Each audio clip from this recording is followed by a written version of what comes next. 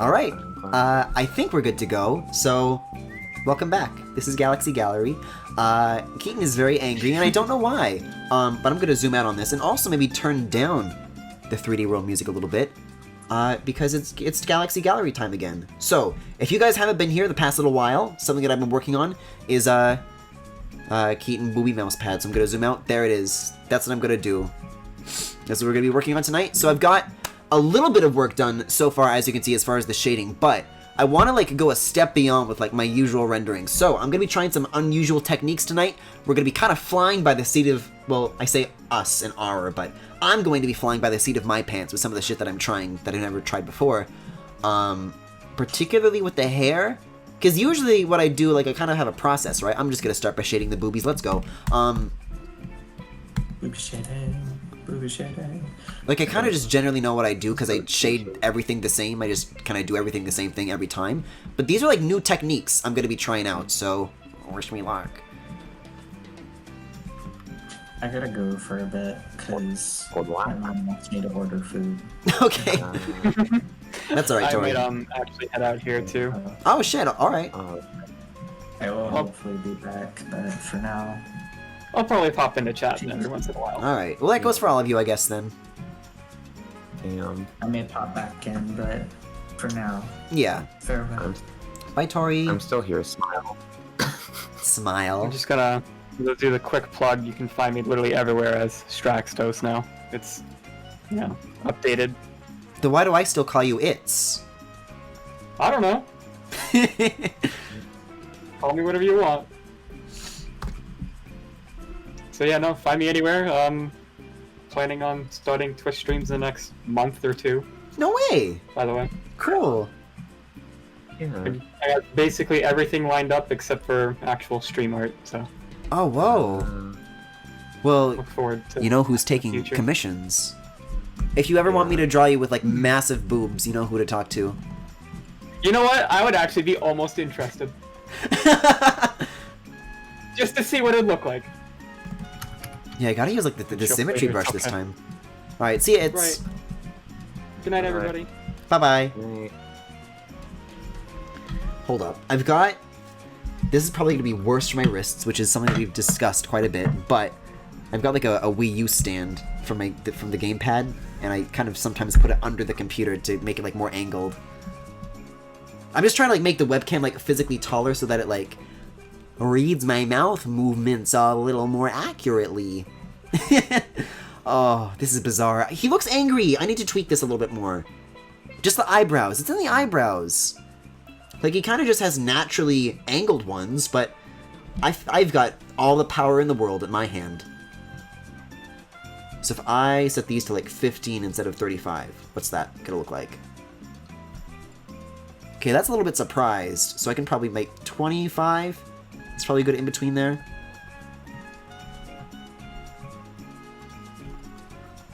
Okay, yeah, that looks neutral now. I can still raise and lower. Oh yeah, that makes more sense. Like, the resting position was just a bit odd. Okay.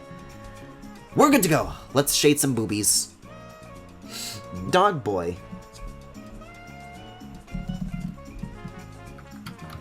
I might have to, like... Let's go dog. I might have to do a bunch of layers for this. Oh boy. This is gonna be weird. I've never, like, tried to, like, shade with the symmetry thingy on before.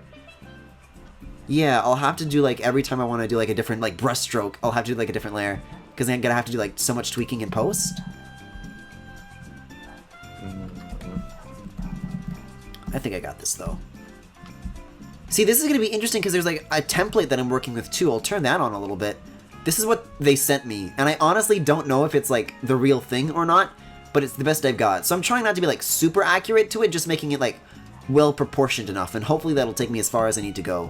Because I've talked to, like, a couple suppliers, and the first one that I talked to, like, I'm pretty sure they just looked at, like, a Google image or something that, like, wasn't even their product.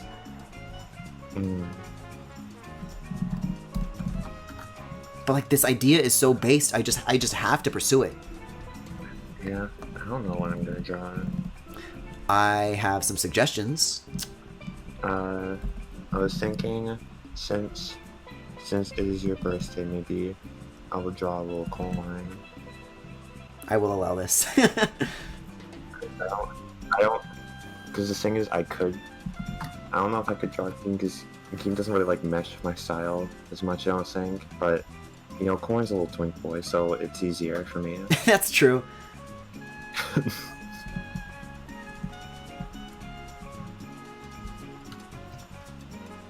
Yeah, you have a you came to school one day with a religious exemption slip for Key Yeah. Week. You know, your family doesn't practice it. It's for Yeah. heathens. I think I'll also put in some awesome merch. Oh, bark? Hmm? There's background barking. I don't know if you guys can hear it. If there is, though, this is like the one opportunity where I'm okay with it because like I can like lip sync the barking to Keaton.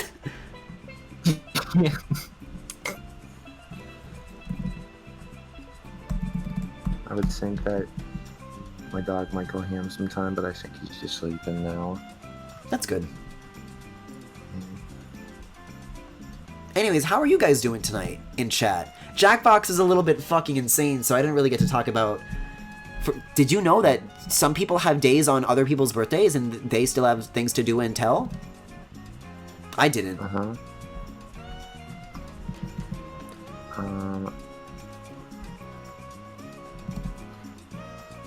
I had like kind of a weird day because the past couple days now I've been expecting to like be going on a trip to my relative's place down in Ottawa, which is like Right, I heard really about long this. drive. Yeah, and fucking like the thing is that my relatives are like really concerned about COVID, right? So we had to get like a test and stuff Uh-huh. before going to see them, and I guess here it takes like a lot longer to get the tests back because we still haven't gotten it. Like we took the test on Wednesday and it's Sunday now and we still haven't gotten it. Oh, shit. Yeah. But I think we've gotten it now, but it's like too late to go today, so probably be like packing shit up and leaving like first thing in the morning tomorrow. So you have to wait to get the results back before you leave. Yeah. Man, I wish my family, like, gave a shit about COVID. Yeah, I mean, my dad really doesn't, but that's why he's not coming. He's just like, oh, you're making too much of a big deal over shit, and it's just like, oh, whatever. My brother keeps telling me that it's already over. Yeah. What? And, like, our government isn't even, like, trying to cover shit. I was like, no, yeah, we're gonna close the border for, like, another month. Yeah. I don't know, it's dumb, but it's just like, just because people want it to be over, because it's been like 5 months now, Yeah, since about February. and most people who are like, oh yeah, I could stand up dealing with this virus for at least like 2 months, but now it's gone too far, and I'm just gonna pretend it doesn't exist anymore. Yeah!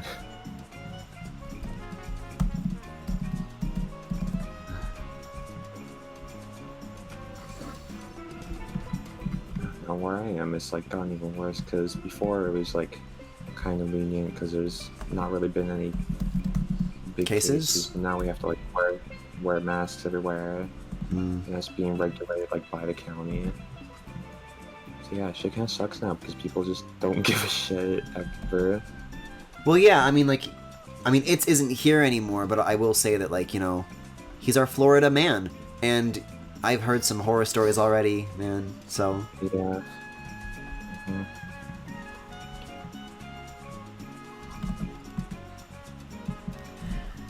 Mhm.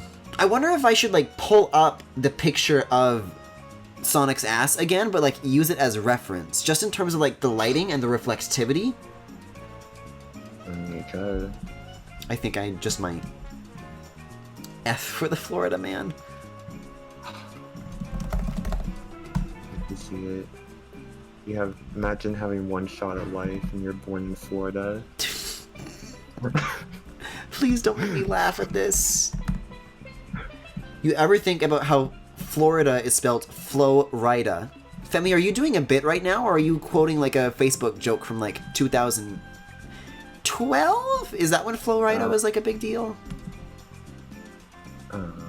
I hesitate to say 12 because that sounds too recent, but that was like almost a decade ago. Yeah, I think they named it after him. They named it after him? Yeah. Yeah, before 2012, Florida was called something different, and they just wiped that from your memories. So, even though you know the story, you wouldn't be able to tell me right now what it's actually called? No, I can. It's called Mars.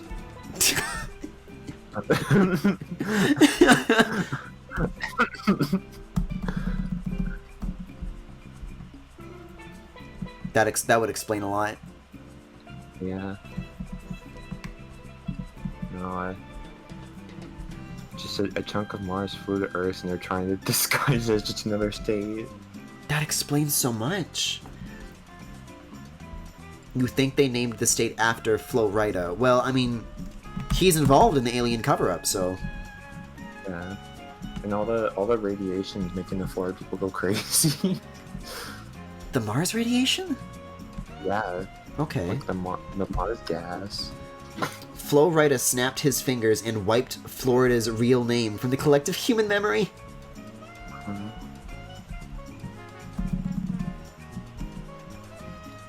It's been a while since I actually tried to line anything. Oh, you're like making like a big thing, huh?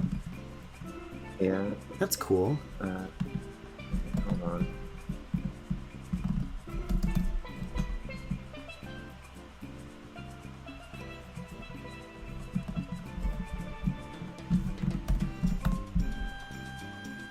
See, this is gonna get me, because this isn't symmetrical, but there's like, within the selection, there's gonna be a lot that I'm learning like specifically about. I've used the symmetry tool plenty on stream before even, but this is like the furthest that I've like pushed it, and I wonder like what limitations, if any, I'm gonna run into. I'm sure there's like quirks that I'm gonna run into, that I'm gonna learn. Alright, I'm back. Where do you think all those celebrities, what happened to Tayo Cruz? The moment they stopped being relevant, they wiped them from off the earth. Oh, okay. Yeah.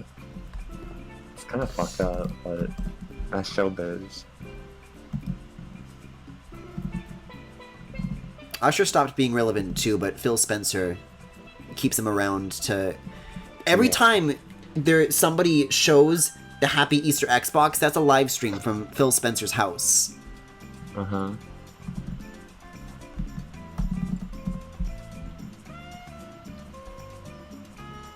Yeah, they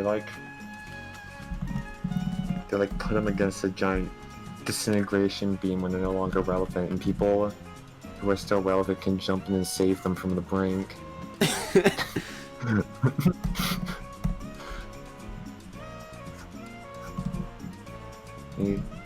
Usher was there and he said, "Please, I'll do anything," and Phil Spencer jumped in and said, "Would you say Happy Easter Xbox?"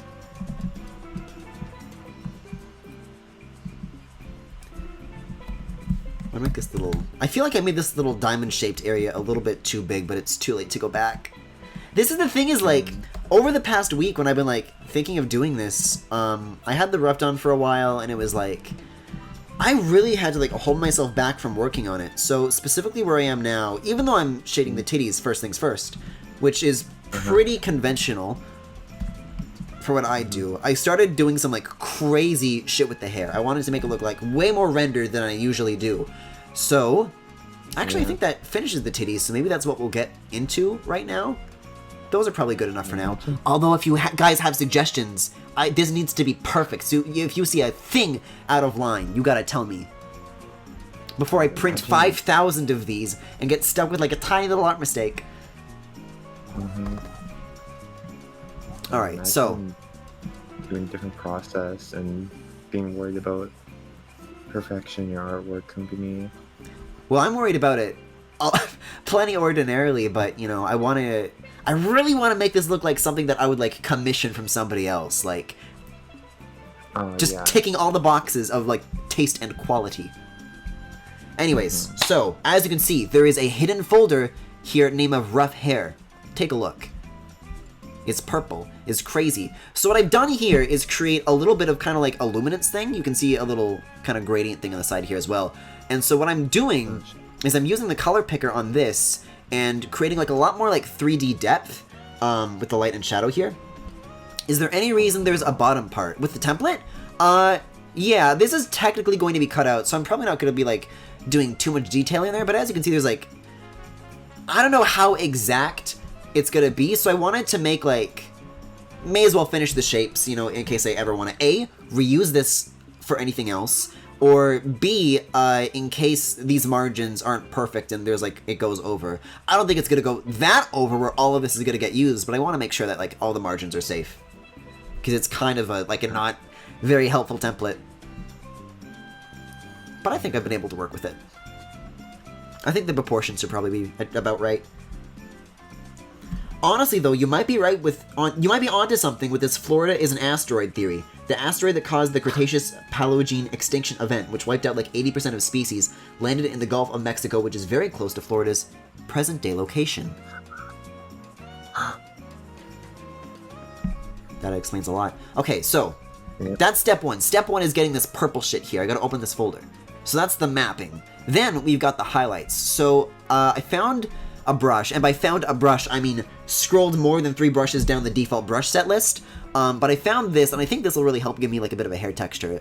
So this one is a much rougher example of what I want to do with some of like the hair texturing, and it's using an older version of the tone map, so the contrast isn't quite there. But, you know, it kind of gives you the general idea of what I'm going for. So that was kind of the rough go of it that I had. Round, fan, stiff, thin bristle. I wrote it down in advance. So we're going to duplicate the tone map and get right into it. I'm going to lock this one too.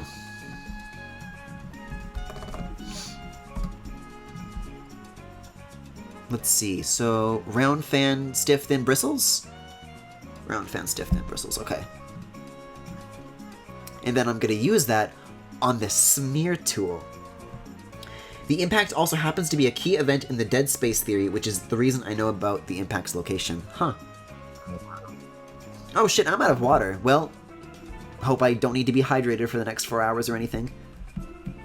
Yeah, that'd be fucked up if Florida was responsible for wiping out the dinosaurs and also splitting apart Pangea. Oh, you know what? I think I am going to do a teensy bit more darkening here with this version of the tone map. And then I'll have to reduplicate that. See, now I don't want this brush. I want to go back to this. Just a little bit of darkness here and there.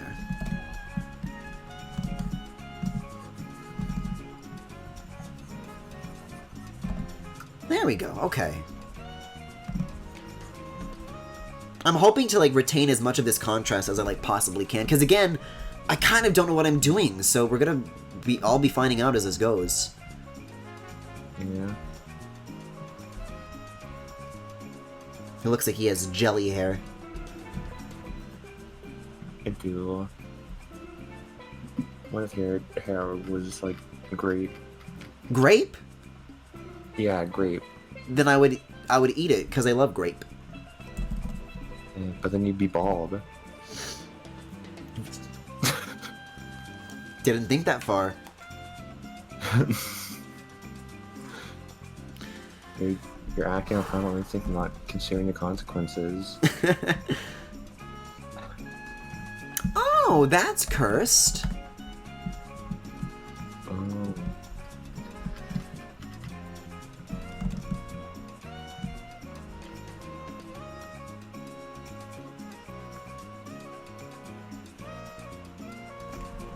Sorry, my dad just tried to call me. Ah. I haven't talked to him in like... The fact that I have to think about it like says a lot. Yeah. Ooh. Hi, Dad. Sorry you're a homophobe. Sorry I can't come to the phone. I'm too busy drawing huge man tits. Uh-huh. Oh yeah, the contrast is looking a lot better than whatever I was going for earlier. Take a look at that. That's some nice hair texture. I am pleased with this.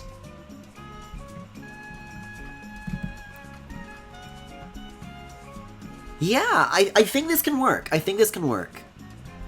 And then we'll add like some additional like specular stuff on top, because I do have like the standard shading. So I think what I'll do is I'll use that as like a bit of a mask over top of it. I don't know. What do you guys think? How does this texture look so far? Are you winning, son?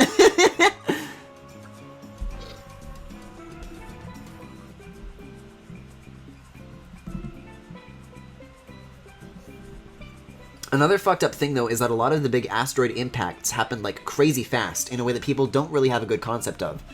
This is mainly because shit goes super fast in space. Like, the Chicxulub asteroid, which is the one that hit the Gulf, impacted the planet at 20 kilometers per second. That means it only spent, like, 5 seconds in Earth's atmosphere before devastating all life on the planet. That's like me when I make a Twitter post, and it devastates all life on the planet. Yeah.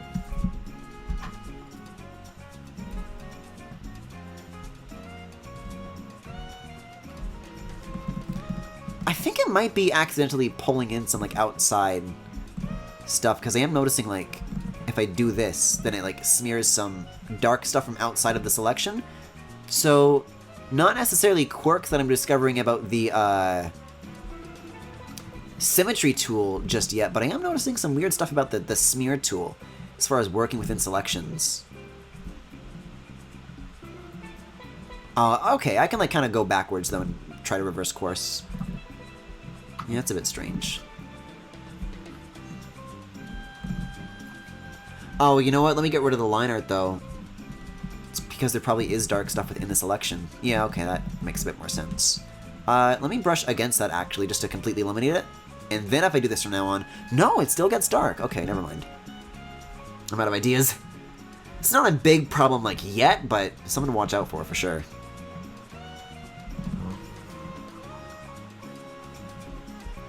Yoshi pins. Are you drawing, son? Uh-huh. I think the last time my parents saw, like, anything that I drew was... I probably still have the file. Let me go get... Oh, fucking babar.png... Or .jpeg, rather. Let me see here. Art, PNGs... Yeah, Jesus Christ, this one. For reference for the fucking before and after. This is the second Keaton that I ever drew. Look at those, look at that cleavage. It's so flat. He looks like a twink. I hate the colors. This was like pretty good for like, at least at the time though. Yeah. But yeah, I think I was just like, my mom came into my room to talk to me about something and she was like, wow, are you drawing, son? And then my dad saw it too. Yeah. I hate that shit. Shane's really fucking behind this thing. Also, I think I'm gonna turn you up a little bit, because if you're the only one here and you're very quiet, I think we can, I can make do. Yeah. Don't twink Yoshi lol him! He doesn't deserve it! He doesn't deserve my wrongdoings that I did to him.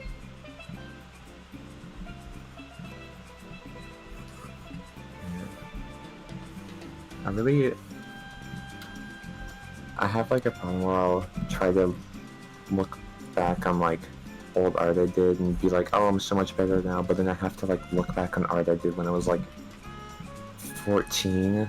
14? Because a lot of like my recent art I just feel like looks kind of the same. Oh. I feel like I've been kind of stagnant, and this Yeah. year at least I've been trying to get rid of that. Yeah, something that I've actually found really refreshing is like drawing like eyes like this, because like this oval eyes shit, you know, even back then is like my quote unquote style, right? So it feels weird to deviate from that, and then it's like, well, this is just more Fire Emblem-y. So am I like making my art less unique and more homogenized, or is this like based? I'm gonna say based though, because I would not fuck this, I would fuck this. Mm-hmm. This particular tuft of hair.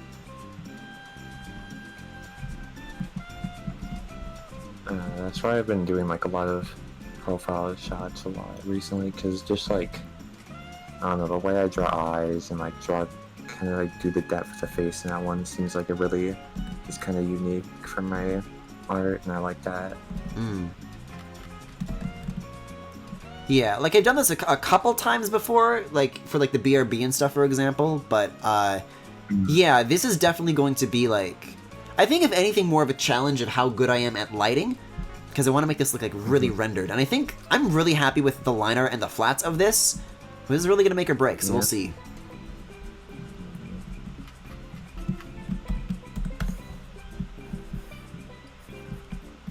I'm gonna move on to another section of hair, but let me know how you guys feel about this tuft that I just did and whether or not I should do more work on that. If like you think the direction that I'm going with this is like good, and if you would buy this mouse pad. Yeah. That's gonna be like a really interesting like thing to discover, because I've never done merch before, and I know I have like friends that do, but there's like a lot of steps, and each one I don't know. Like, fuck, pre-orders? Like, what site am I even gonna sell these on? How am I gonna ship them out? How am I gonna package them?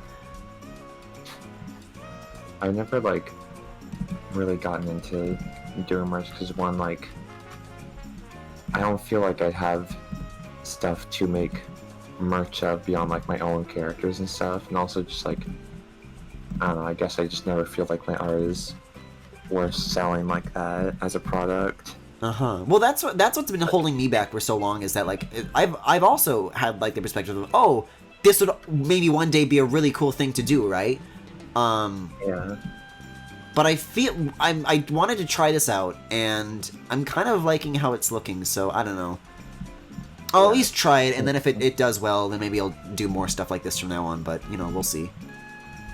That is a fucking massive fly. Oh! Holy shit. Go through a third-party distributor if you can. It can save a lot of headaches. Huh.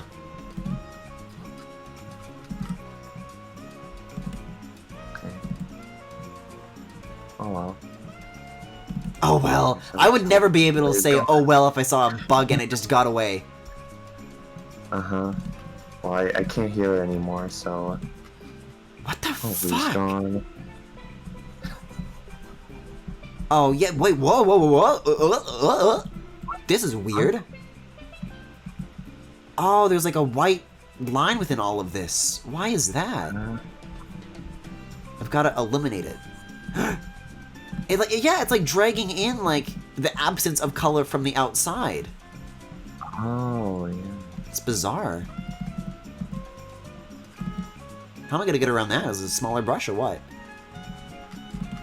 I don't know how you're able to do soft shading like this. I feel like I've heard other people say it's easier than doing the kind of shading I do, but it's like, I don't know, it feels like there's a lot more to consider, I guess. And like a lot more steps to go into it.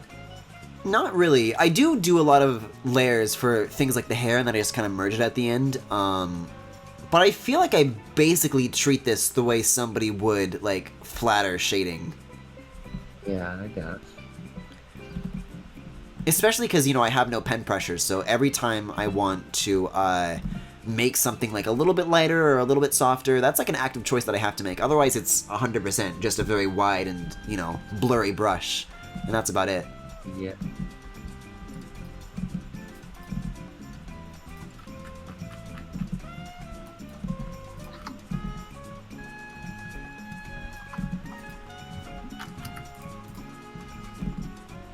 Maybe I can do that.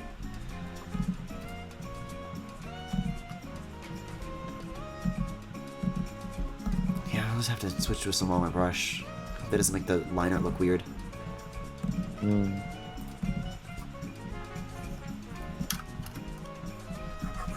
this looks like chicken scratch. Well, you know what? I guess if after the fact, the hair is going to be purple at the very, very end. So it'll be kind of white looking anyways, so I don't think that'll be a big deal. Hopefully not. Oh, there goes Sunshine Seaside. I'm doing, it's his BRB playlist right now, so it looks like Double Cherry Pass is up next. I'm not really in the mood for Double Cherry Pass. Let's do... I kind of like Network Terminal from Sonic Forces. Let's go with that. It's got a nice bass line.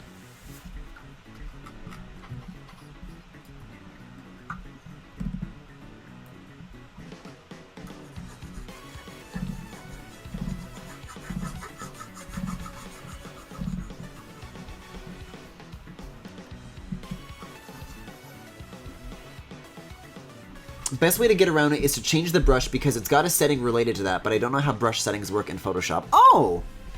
Yeah. Let me look into that. Brush settings. Oh, like the bristle spacing? Well, this is like spacing between brush strokes. I'll leave that at 2%. Bristles. That's amount of fans. Uh-oh, what was that number before? Uh-oh, if I do this and then this, does that reset? That's the size. If I do this and then this, does that reset? Yes, okay, so 66%. Stiffness. That makes it like a little bit more focused. I think I found a way around it anyways, so. Flat Earth shading, something like that. Wait a second. So even if I do it from the outside of the selection where there's literally nothing there, it still does that? And if I remove this color? Yeah, so it's actually, it's smearing the transparency itself. That's interesting. I guess it makes more sense to smear it outwards anyways.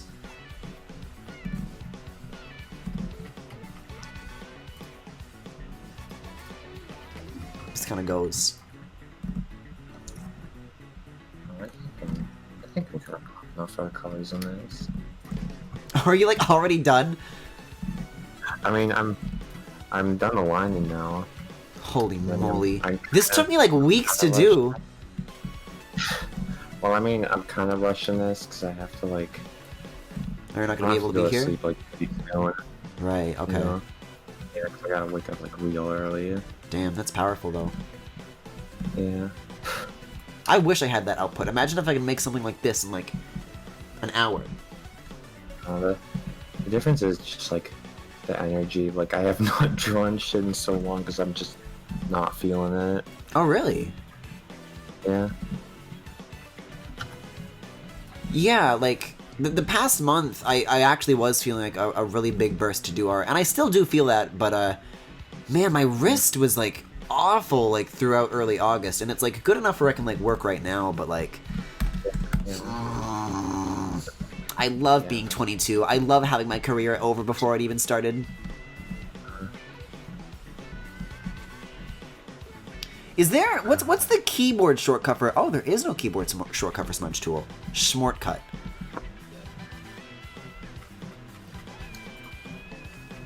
Shortcut.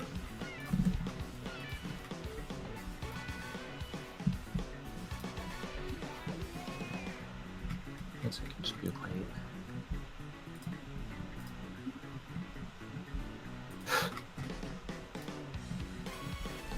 It's looking a little bit gray and desaturated, but again, if I am changing the colors later on anyways. I mean, should be like, probably be good to set like a easy way to view what it would look like finished, just so you can like compare really quickly. You mean just like a quick like black and white toggle? Like, yeah, something like that. I don't know. Well, it's not that I'm necessarily just going to desaturate it entirely. I just want to change it to like a bluer tone. Or maybe a purpler tone. I'm not sure. Whatever goes best with what I have. I guess I kind of already have a bit of a bluish gray for the ears. But let's see. I had a Keaton reference down here that I was using, and the official artwork has him shaded with kind of like a purple. Yeah, like a warm, very light brownish purple for like the ears and stuff.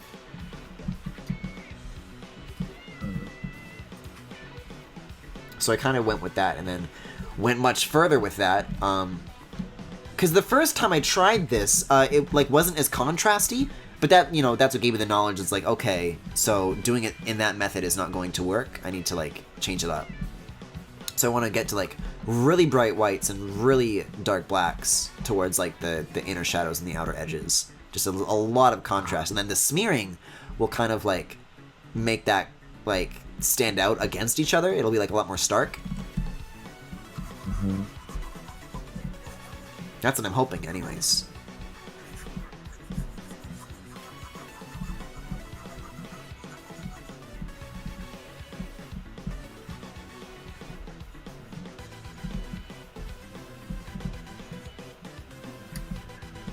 Yeah, I don't have the original version that I was using before, but if I did, it would look pretty neat.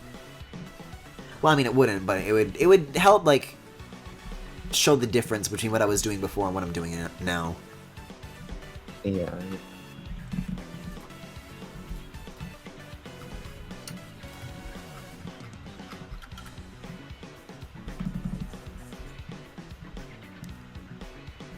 Oh, this is, Look at all the, ooh.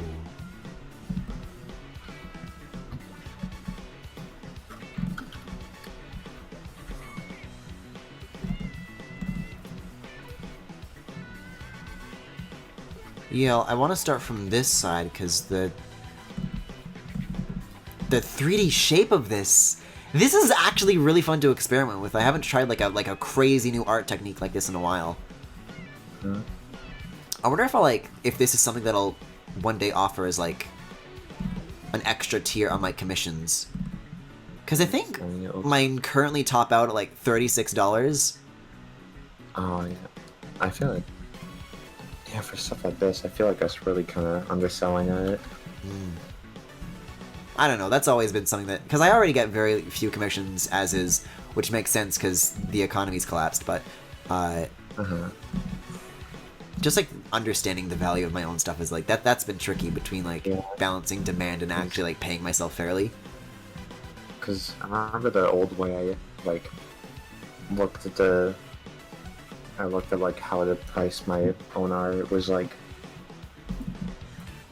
I would take like minimum wage and then I would be like, oh, if I get this done in an hour, then I'm getting paid minimum wage. Then I'd price like something I'd spend an hour on for like $15. Holy shit! Yeah, like it was a really bad way to do it, and especially with like how quickly I would make art, like it just was not good.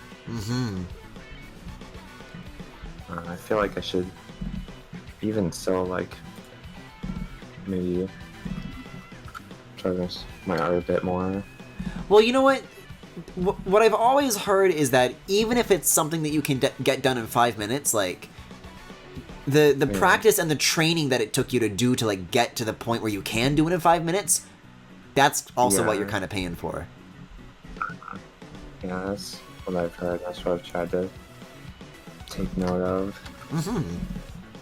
And so, like, even when I do good commissions, it is like pretty. It is mostly because it's like pretty cheap.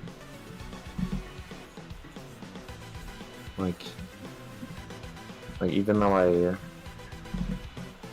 it's like charged less because me using like a sketch brush instead of like actually going in and mining stuff, I only really charge like $12 for colored sketches, which is still like a bit of work to do. Yeah. It's tricky, especially for like smaller artists, to find the balance, because the only one who like has any advice to give are like the bigger artists. Is like, oh, it's fine, followers don't matter. Yeah. Charge whatever the fuck you want.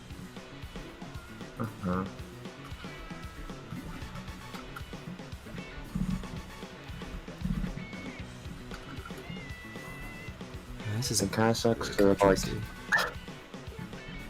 I've kind of like gotten rid of a lot of like quite a bit of my follower base. Gotten rid of?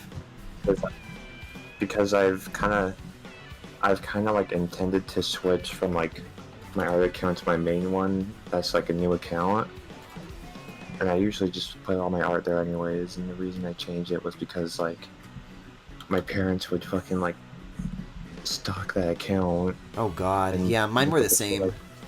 So I just made a new one.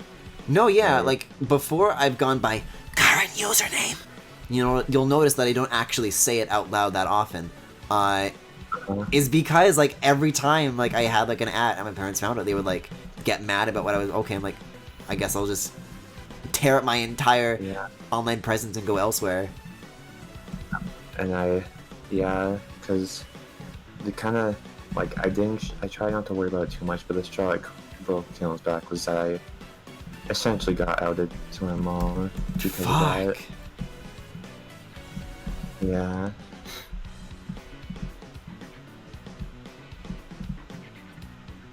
So with yours, was it a matter of, like, you, like, telling them, or did they just, like, stumble upon it? They just kind of, like, came upon it. Really? And, like, changed my ad and everything. They still, like, would find it. With mine, I think the first time my parents ever looked up my name on the internet, which was maybe, like, 5 usernames ago, and when I was maybe, like, 10, somewhere between 10 and 13, the first search result, she just, like, looked up the name on Google. The very first thing that she saw was, I don't know if these websites are still around, but it was, you know how sometimes you would, like, look up videos and there would be, like, websites that, like, re-upload, like, all of YouTube videos, and, like, it would be, like, a copy of the page with, like, comments and shit? You know what I mean? Yeah. Okay. It was one of those pages, and she went to it, and in the copied comments, you could see that I had corrected someone's grammar in a comment section, and then they replied with, like, this big paragraph, like, "Fuck you! I fucking hate you!" That was the first time my parents ever saw what I did on the internet. Yeah. But it was, like, in Google, the only preview that it was, like, at old username, fuck you, ... Just like, Griffin, what is this? And you know what? If you looked me up today, that's probably still what you would find. Oh, wow. Like, even with my modern username, because people tell me to go fuck myself every day. Chat! Yeah. No, if you look up your name today, you'll find all the comments on the Xenoblade Future Connected streams.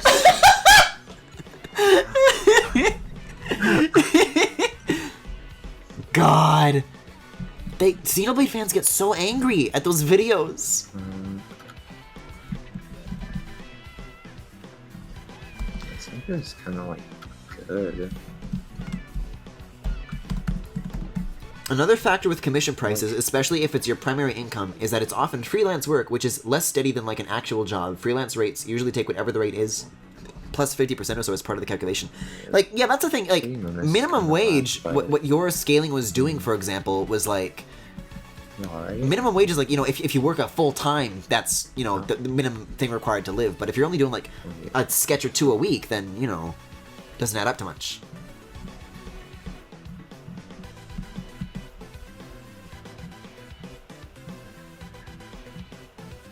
Oh.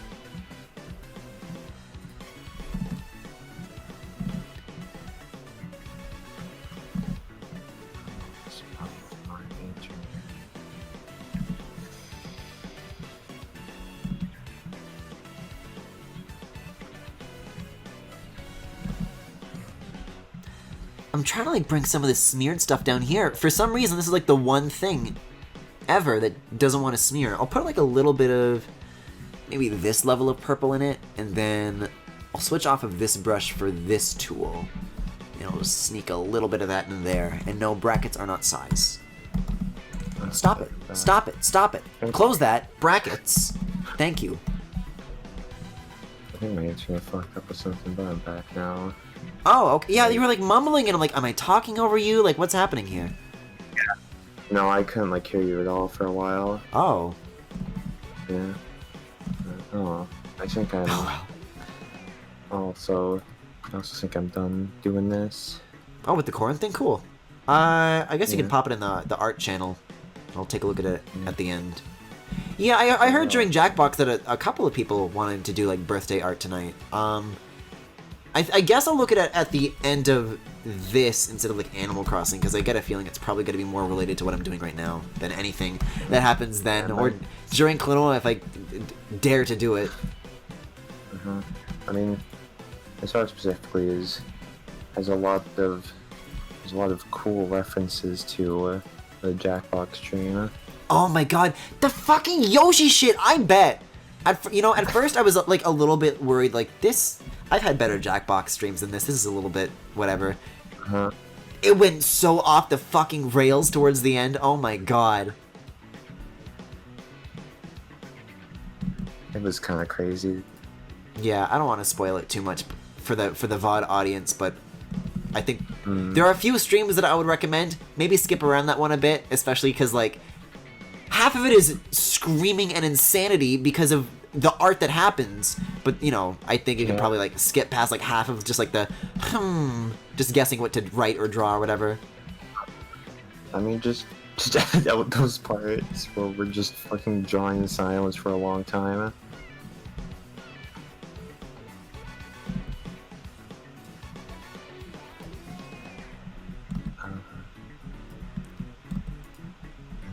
Whoa. Why are you laughing like this? No, that's the wrong folder. That's my Minecraft screenshots.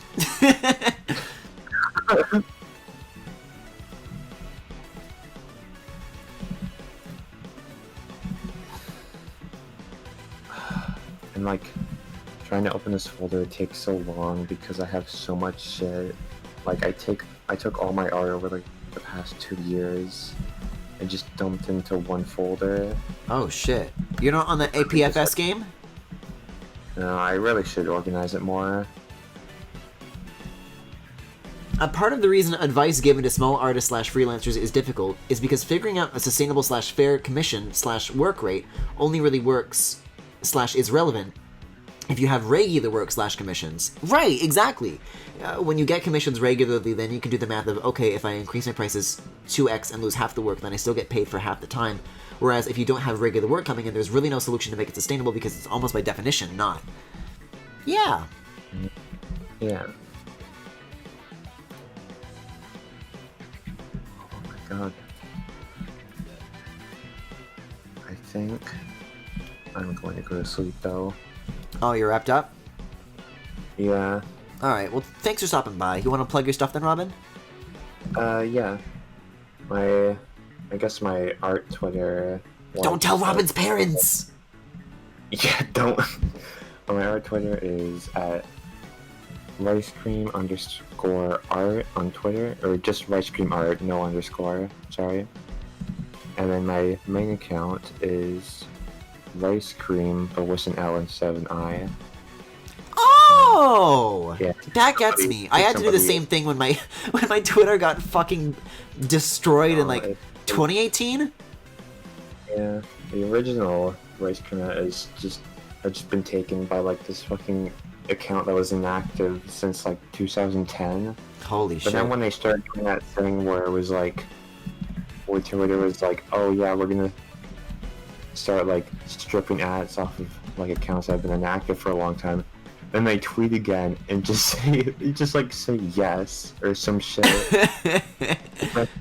They wouldn't count as inactive and I can't take their ad.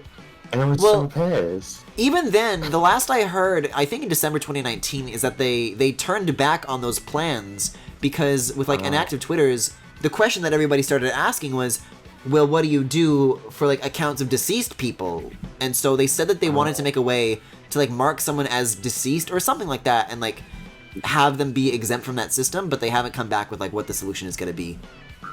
Okay. That said, on an unrelated note, speaking of don't tell Griffin's parents, I'm not going to say what the @ from NSOW is, but I had to like do a similar thing where I like replaced certain characters with others. But luckily for me, whoever else was like hogging the original @ just like wasn't around anymore, so every once in a while I just see if the original name's straight up, and I guess one day it was. Wow. Wow. Yeah. My main account is just ricecream with the L instead of the I. Okay. So. Not that I need to know, because I already follow you. The best account on Twitter.com. Oh yeah. Well, second best. Anyways, I'll let you go. Have a good night. Yeah, have a good night. Bye-bye. Bye-bye. You guys think Tori ever found that pizza? Or do you think they could be lost and cold and alone? They never found the pizza. The pizza.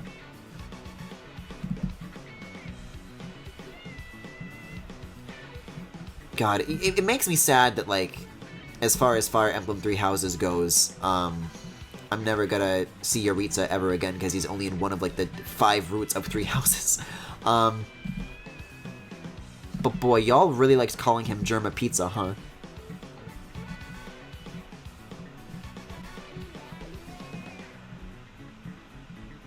Yeah, the eyebrows are, like, getting smeared. It's a little bit scuffed. Maybe we'll just try to lean into it, and then maybe it'll all work out, maybe, a little bit. Just kind of do a little bit of this. If I just, like, go nuts here. Then I can pretend, actually, it's a highlight. This is exactly what I meant to do. There we go. Something like that.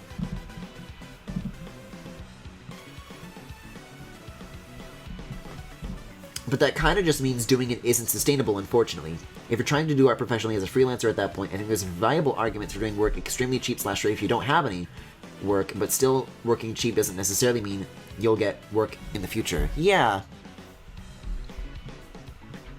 I don't know, like, I already don't make very much, if at all, so it's like, either way, it's a thing that I do for fun, but it sucks that, like, that's a fucking consideration that people have to make to, like, get into doing this.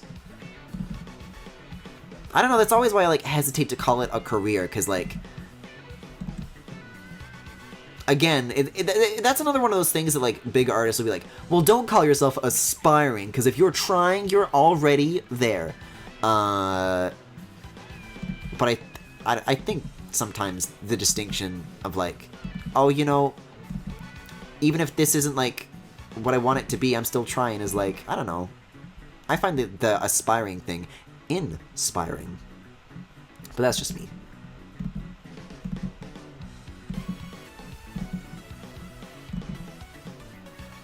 Same with, like, the, there was actually kind of a big backlash to, like, big Twitter artists not too long ago with the, I forget what it was called, but basically, like, there was a backlash to bigger artists, and yeah, the Nobody Artists challenge, or whatever, where you, like, tweeted and then posted your art, which I didn't do, but I saw that it was really big, and I saw, like, a lot of discourse around it. He's like, don't call yourself a nobody! Believe in yourself! And it's like, just fuck off and let us do our thing. Yeah, the hashtag Nobody Club, that's the one.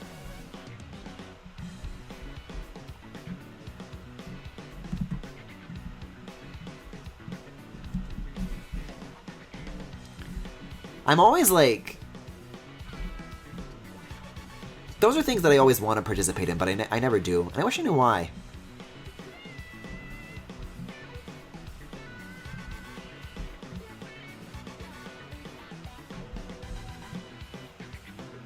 Oh, wow! Take a look at how the lighting...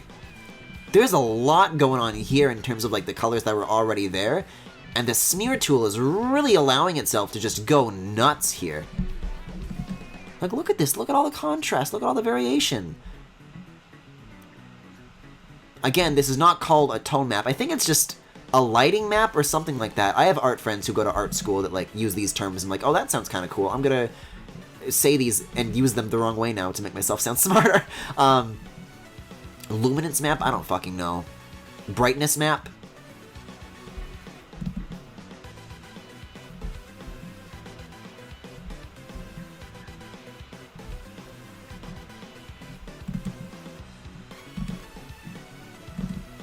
But yeah, areas like this is where I was, like, really trying to see, like, the kind of stuff that could come out of this technique, and I'm, like, very pleased right now.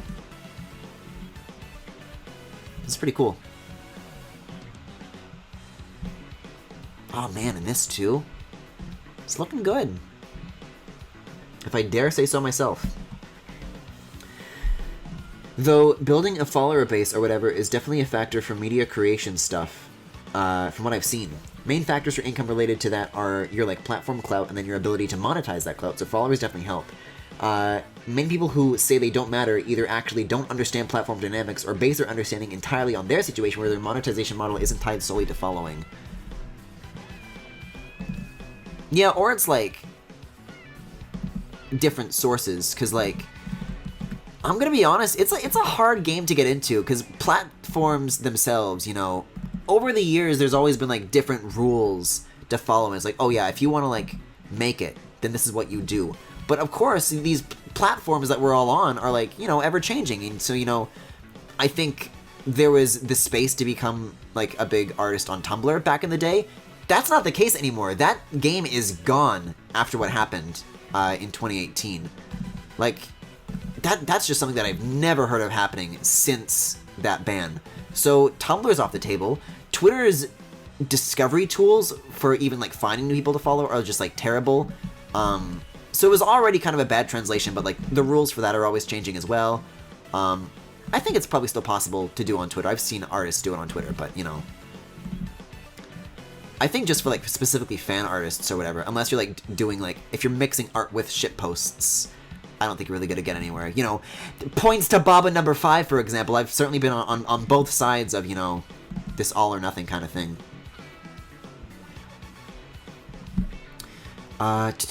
Like as a YouTube example, someone with 20k subs could be making more than someone with 200,000 subs based on the type of content and how aggressively they monetize. And for Twitch, just running ads manually every few hours for like a 100-person stream can be a difference of like 2 to 4k USD at the end of the year. Actually, I think that example was 200. Okay. Yeah, that's another thing too. I mean, as far as like YouTube monetization goes, I think my content is like certainly uniquely suited because YouTube prioritizes watch time, but there's like certain like milestones you have to pass in terms of like the size of your channel before they even allow you to turn on monetization anymore.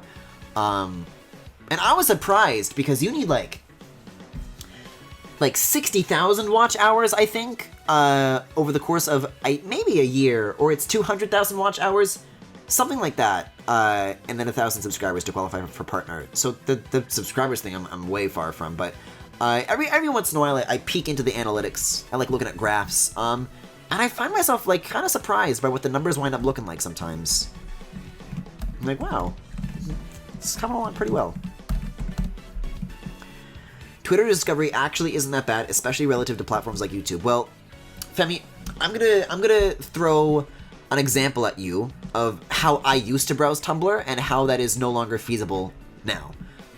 So on Tumblr, tags, easy as that. I have several different variations of the Keaton tag that I follow on Tumblr, and Tumblr's search function is like completely fallen apart, but there was a period from like 2016 to 2017 where I would just go through and I would see all the artists who were doing specifically Keaton art, and I would like reblog them and like them and throw all this support their way. Twitter, there's like hashtags, but it's like garbage and it's impossible. Like, I look up Keaton on Twitter, and what do I get?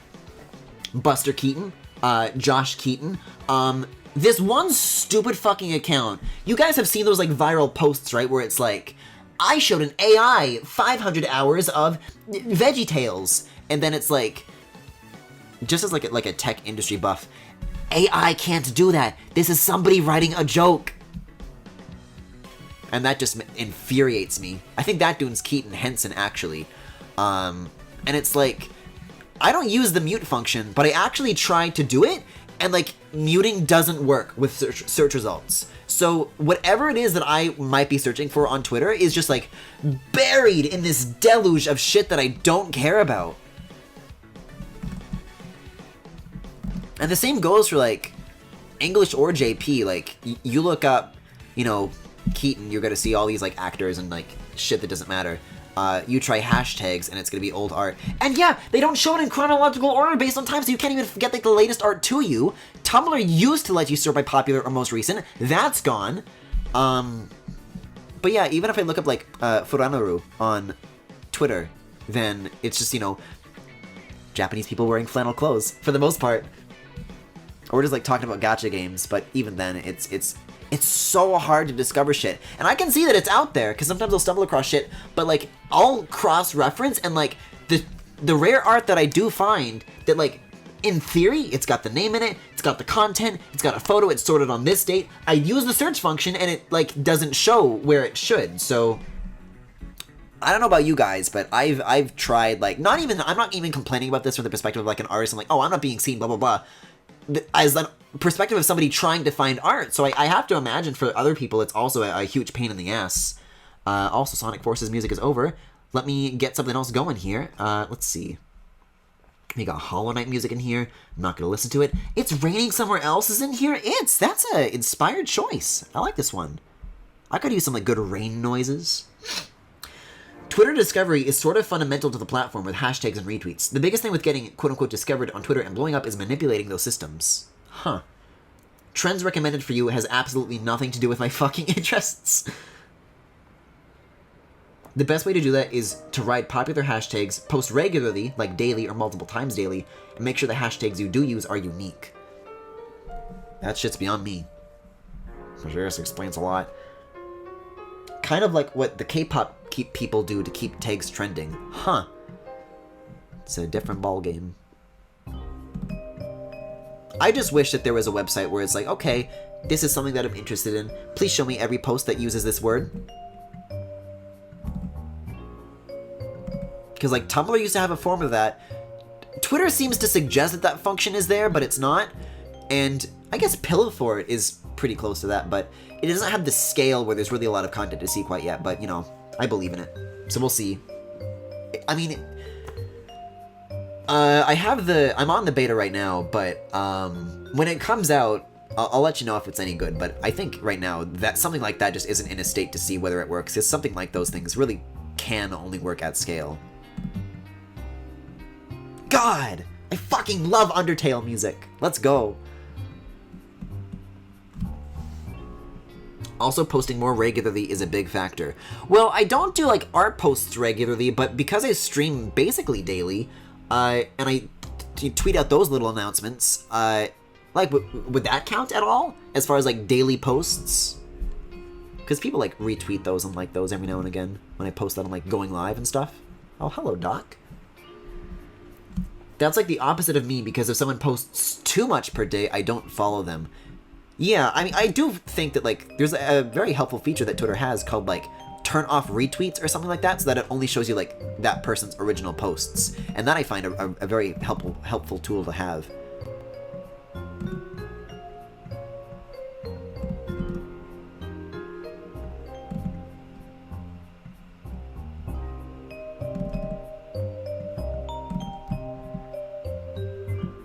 I can probably fix that up later. Okay.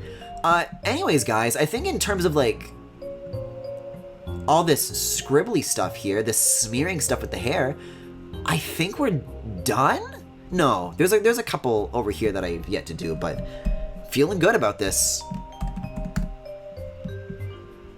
Yeah, I turn off retweets for, like, 95% of the people I follow. Yeah.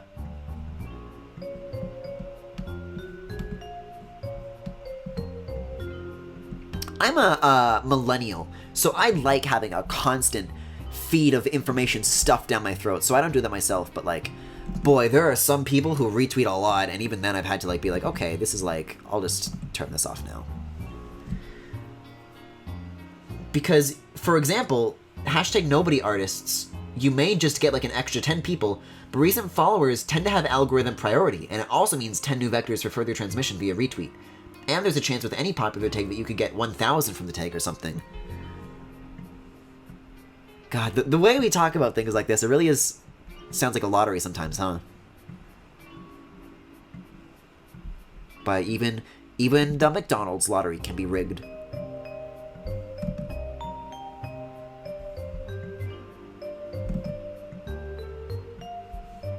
Which is like, and I get that that's just my experience, because some people just, like, are on Twitter for fun and, like, just to follow people and not post, but as someone who does have, like, an interest in, like, making something out of what I do, there's definitely a lot of different perspectives to have on that. Daily posts that's related to the content that you're trying to cultivate an audience around, and try to minimize content which isn't that. So if you're an art page, post art more, Shitpost and RT spam less. If you're a meme page, more memes, less other stuff, huh? So, but how would a platform like that know how to categorize that sort of thing?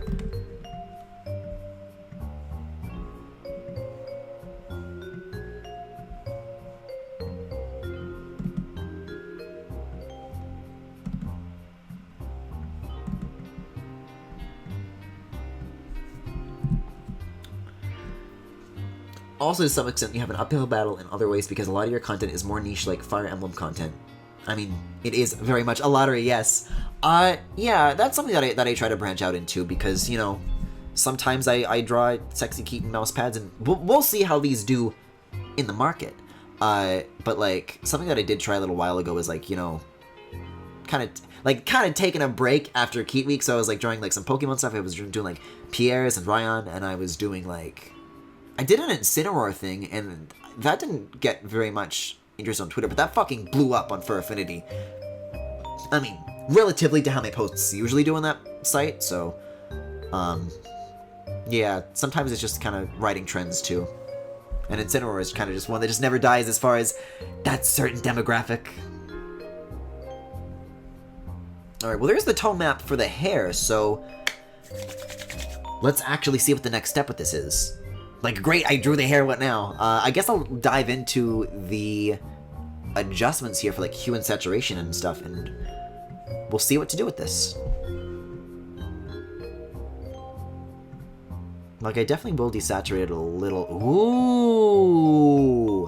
I'm trying to make it, like, a very blatant O shape with my mouth, so Keaton says, ooh.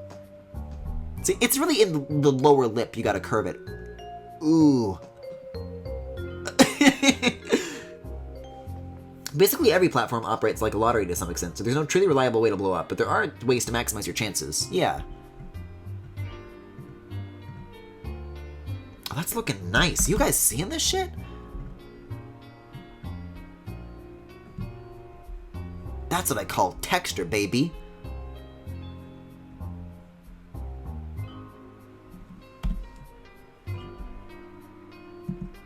I'm even gonna take this, and then I'm gonna save that, and then I'm gonna hop through a second level of... there's like a... yeah, brightness contrast. Here we go. I'm gonna drag this little guy over here too. Let's see. Because I still want, like... I don't know, would you call the opposite of highlights lowlights? I want those to still pop. Oh, ooh! There's like a little bit of like a... kind of like a bloom effect in like the mids. Oh, I'm liking the way this looks. Okay. Thing is, though, I'm gonna have to memorize those modifications on every level of that. So actually, I might leave it as purple for now, because I'm gonna have to do that to, like, the rest of the hair areas. Haiриas! The platform doesn't categorize the pages. The keeping your content within a certain type is about the audience and keeping them engaged, I guess. Yeah, I'm gonna have to make, like, new tone maps for, like, these and the back of the hair, which I don't think is gonna be as big of a deal, because, like, there's not as many, like, wildly different areas, like, all intersecting and shit, but it's gonna be a bit of work. Let's see. Yeah, I probably should have planned ahead, because I stopped in the middle of making that little, like, lightness map, and I'm like, okay, well, what would be, like, a really interesting place to stop, and then just, like, hop back in at a later point. And, I thought that, like, now would be pretty cool. And it is. I'm pretty proud of how this came out, actually. I think when all the hair looks like that, that's gonna look, like, fantastic. But I think I maybe should have set myself up with, like, a little more of that ready to go. Because we've got a long night tonight. Because the platform cares about engaging content, the type of content doesn't really matter as long as you have the audience and give them what they want. Well, chat, what do you want?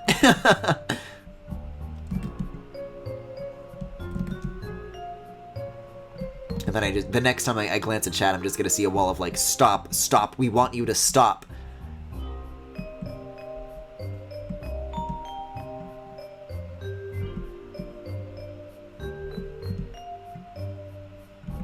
Oh yeah, this is gonna get weird.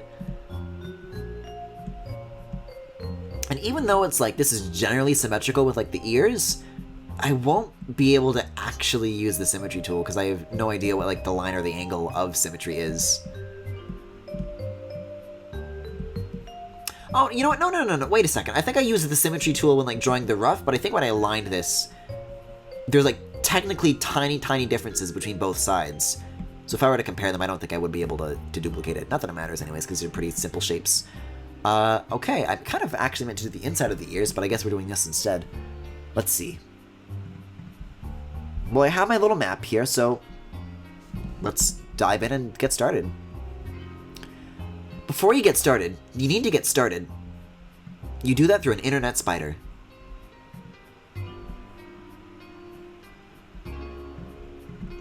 So I'll call this hair texture 1? Or A, I actually meant to press 1. And then tone map 1. I feel bad. Tone is like color. There's not really any color in this. Light map 1.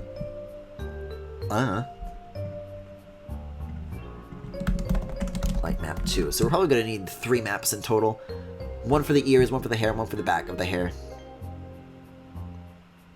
Why is Keaton with a gun what you want, Femi? What does that mean? That's scary.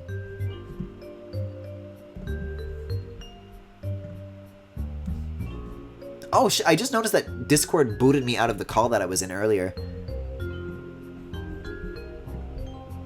I'm just gonna message Tori, because they might just see an empty room and think... worth a shot.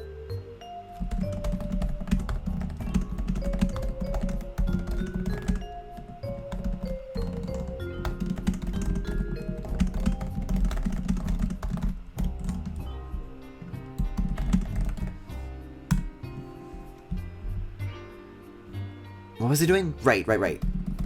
So probably like a size 250 brush and then just fucking dive into it, sure. Oh yeah, let's not use 50 for the opacity though.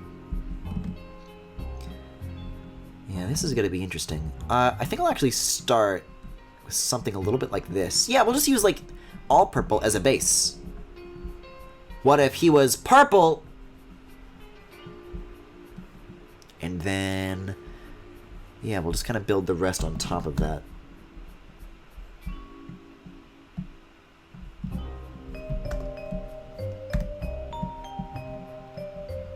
So then for this side, I'll have like a little bit of a highlight. No, okay. So what I want is actually pretty close to high brightness on this. See, this is going to be interesting because when I use the tools after the fact, I actually... Oh, okay. I guess I'm going to have 4 tone maps, maybe 3. No, I'll do 4. We'll do 1 for the dark fur on the ears, 1 for the light fur on the ears, and then 1 for the dark fur on the back. So that'll be for a total of 4. Because it's occurring to me that the modifications are going to need to make this look like a light gray and this look like a dark gray are 2 different processes. So if it's on the same layer as the white fur and the ears, then it needs different processes and different layers.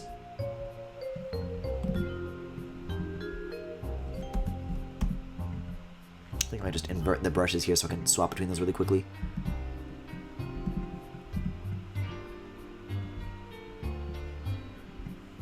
Yeah, even with like my standard shading technique, the ears have always been a little bit like weird, but we'll see if I can like adapt.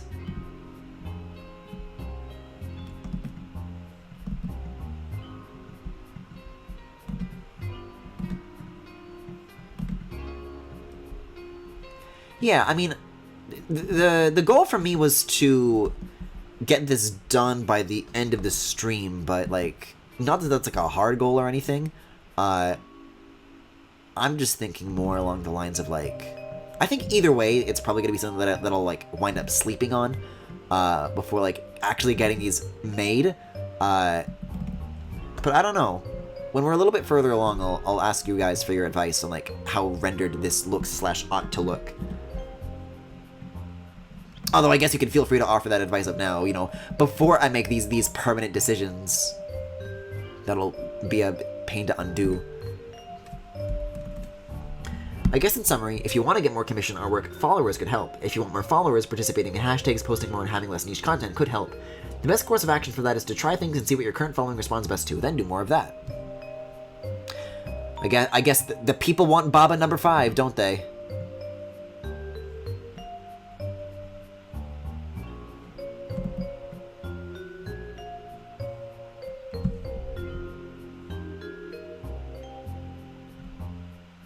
But I guess even, like, on that, like, scale, right, it's like...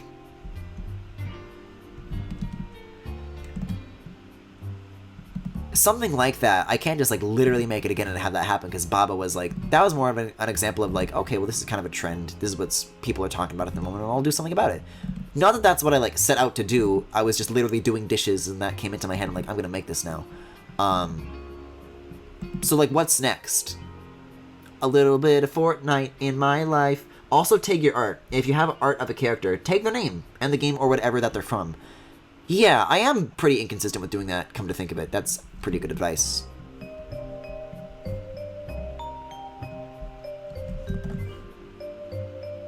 I don't know, with Tumblr, you kind of get, like, suggestions, and you get a bit of a better idea of, like, which of these tags are people actually using, right?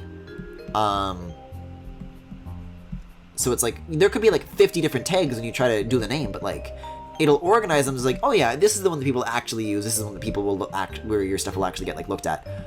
With Twitter, it's kind of hard. To me, whenever I've tried that, it feels like I'm just throwing my shit out into the void. But yeah, I don't know. Oh, is that the end already? Bye, Undertale. I love the ambience in that one. Hover, Revolt of Gamers! Jesus Christ. Shadow of the Colossus OST. I do love me some of that. Abzu music. We could do Abzu. Which one did It's pick, though, I wonder? We've got Elasmosaurus platyurus. And this is Ichthyosaurus communis. Ichthyosaurus communis is what we're listening to right now. This one is a banger. I do like this one. I have the Abzu soundtrack. Guys, I can't fucking wait for the Pathless. When is that shit coming? We'll turn this down a teensy bit.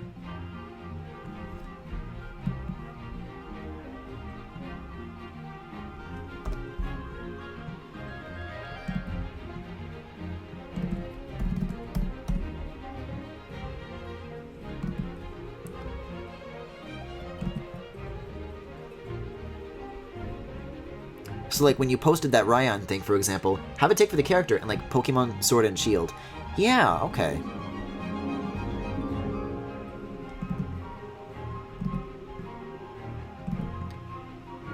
It is a shame, though, that, like, even though Tumblr still has, like, the bones of a functioning tagging system, like, and that's the... I get really in-depth with the tags that I use. It's like, you gotta be where the audience is, and I'm not tagging my stuff on Twitter, so that would be a pretty good first step, I guess.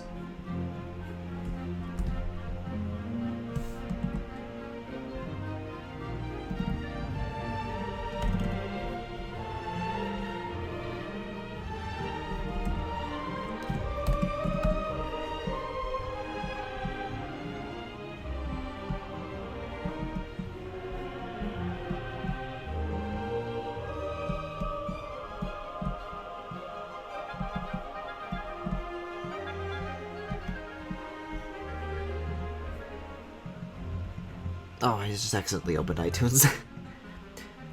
Twitter actually has recommendations for a number of tags, and independent studios usually agree with Twitter recommendations. I believe for the past few years and currently, the best number of hashtags to have in a post are 2, so like character and game. More than 2 falls off because Twitter doesn't want to encourage tag spamming with tweets, so 1 and 2 tags are every time you post art. Yeesh. Or, you know, Twitter's just a hell site. That's all there is to it. Wait a second, did I accidentally put purple on the wrong layer here? Okay, I didn't. I am going to lock this texture layer, though, because I do not want to touch it any further.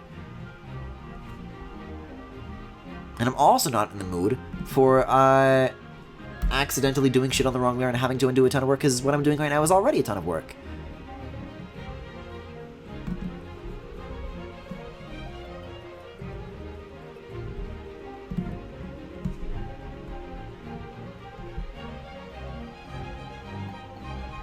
Yeah, maybe something like that. Same on the other side. See, though, I feel like what I'm doing right now with like the rear part of the ears, ears, if you will, it's like not contrasty enough. So I definitely want to go back and like add like more passes on all of this.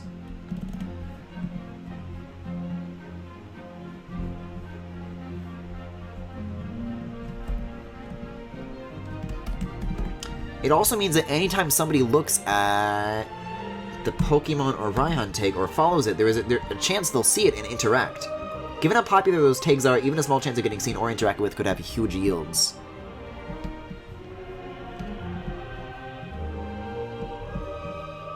Yeah, I remember that Twitter, I don't know if they still do, but I used to like look at like Twitter analytics and kind of like work with that, but I think there's like a metric that they got rid of that I used to like looking at. I think at the moment Twitter is kind of in the middle of like pivoting to like locking those tools off and being like, oh yeah, this is Twitter for small businesses now. Please pay us. So I don't know if like there's as many tools available to smaller creators at the moment anymore, but I'll take a peek.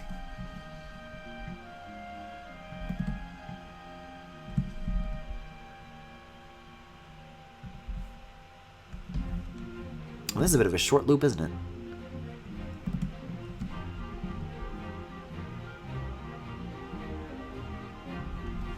There we go. The contrast on that is looking much, much better.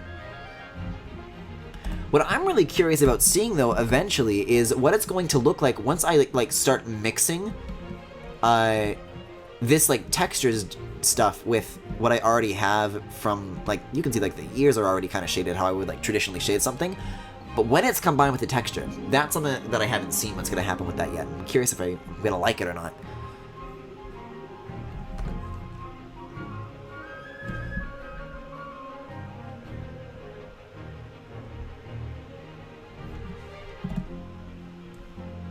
Okay. That looks symmetrical for what I've been doing. Let me think then. I think that's actually it for what I wanted to do with these layers in particular, except for the fact there's a tiny little area up here that I actually completely missed.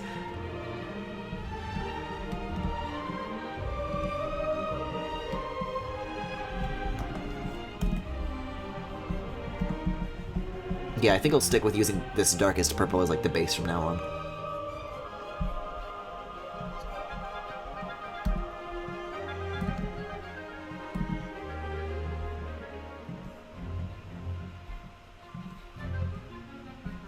There we go, okay. Do I want to do anything more with what I have? I'm thinking. No, I can probably turn this into a thing. Let's see, so I'll copy this, lock this, and here, texture 2. Peggle 2! Another thing you could do is repost older content, or RT older content, more frequently to help fill the gaps for days when you don't post new content. It's also more rolls in the lottery, so to speak, though you don't want to annoy your followers or get flagged for spamming. Yeah, I do that sometimes, like if I have like a poll running, for example. I know the should I do a Keaton mousepad poll, I definitely like bumped a few times, but I feel like there's definitely diminishing returns. And I don't know if it's like, these are direct correlations, but I don't think followers enjoy it when I retweet my own stuff.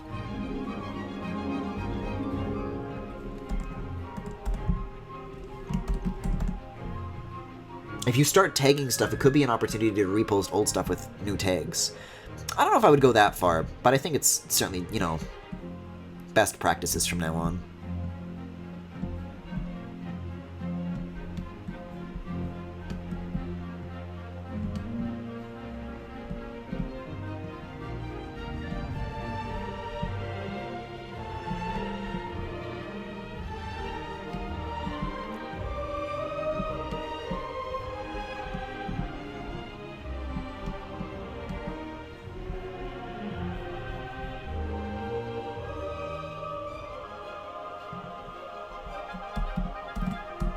Is 50 the brush size that I was using for everything else? Feels like it. Okay, I might switch this one up early. We have already been going for like 7 minutes. The first tree soundtrack, Jesus Christ. We got the Xenoblade soundtrack in here, but it's also the non-remastered version. Oh no. Fucking Tetris 99 music. Zora's Domain could be nice. Speaking of fucking trends to write, I've really got to draw, like, side link. Can you believe that I've never done it? How embarrassing.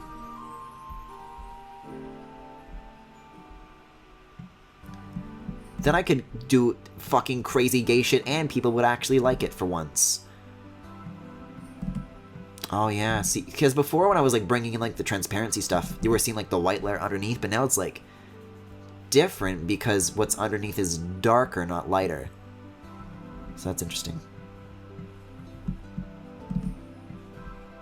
I love the little synth in this one. That's nice.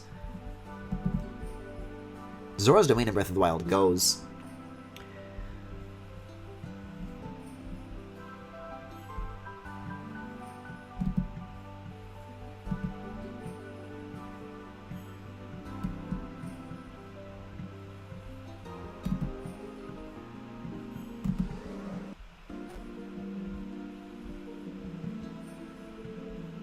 You know what's really interesting? I don't know if you guys just heard that weird, like, kind of crusty warble just now.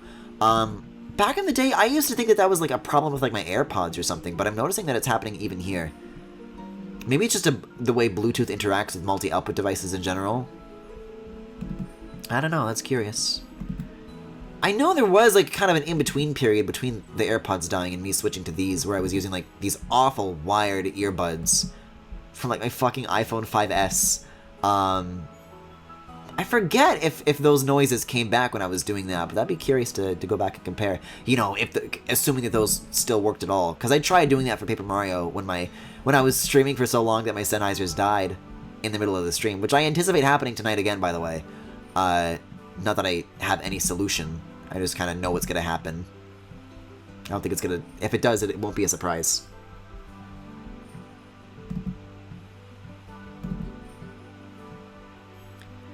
If you have new followers, it might be new content to them.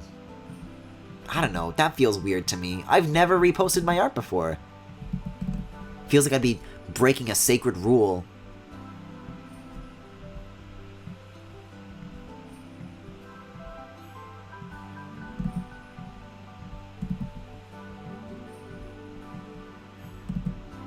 It also doesn't help that I'm not particularly fond of my old art anyways.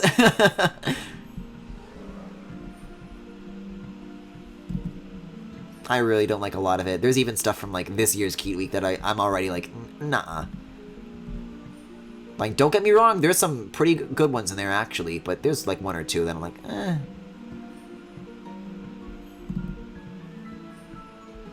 If I had to put the Keat Week submissions from this year in an order, there would definitely be a very healthy last place category, you know what I mean? Yeah, I know what you're saying.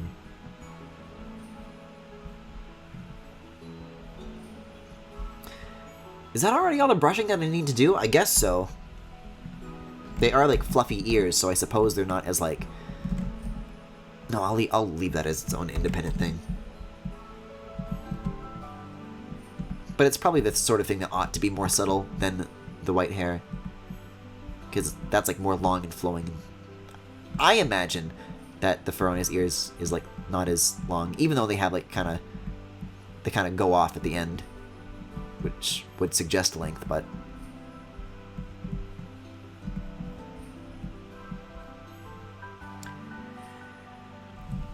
Also, the reason this pulling in adjacent colors thing is happening is because the brush is using a smear. The reason it smears transparency as well is because the brush might not have a base color like paint-style brushes. There's usually options to limit smear to the selection and have a base color in the brush settings, but I don't know the Photoshop brush system in any depth, so I can't give specifics for how to tweak the brush to fix it. If I didn't use the smear tool explicitly, yeah, I probably wouldn't run... Well, I guess it's the smudge tool, isn't it? But I probably wouldn't run into that explicitly, but it also doesn't bother me. Because, like, in this case, this kind of darker area down here, like, if I toggle this, some of that does come down to just it being transparent. But again, once I, like, make the colors, like, match this underlying thing, I think it actually kind of gives me a little bit more depth, so it comes in handy, I suppose. Gives me a little bit more variance. Like... It's there, and it's not intended, but I'm finding a way to, like, adapt and, like, use it. This stream has become brushing Keaton's hair. I like it when you brush my fur. Let's see, so how did I do this before? Yeah, I kind of started from like this. Oh, that's great. If you kind of go like perpendicular to the grain, then you get like a lot more of like a 3D kind of like, you know what I mean? That looks nice. See what I mean there? When you go with the grain, it's kind of uniform, but this right up here looks a lot more like, you know, hair.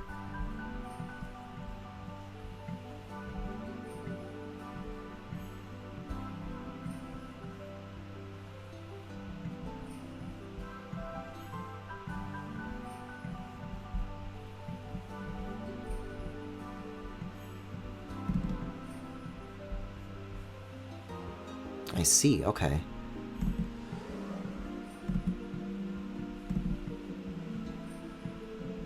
Yeah, it looks nice. I forget, like, the graphical effect it's specifically called, but I know Animal Crossing, like, has a special thingy in the way it renders hair that kind of has a similar effect like this.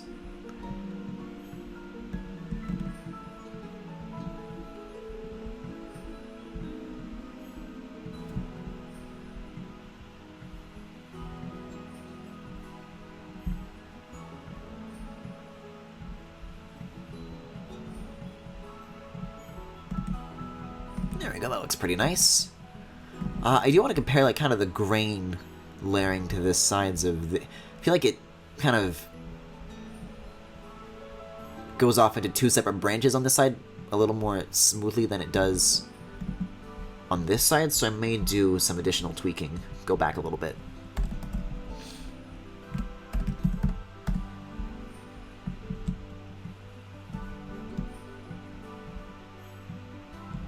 Yeah, because I did try this technique a little bit on my own time, if I get rid of the selection entirely, all that really prevents, as far as the smudge tool goes, is, like, so that it doesn't, like, do this and it, like, goes out everywhere. Although that might be something that I want to, like, use, like, on purpose later on. I don't know.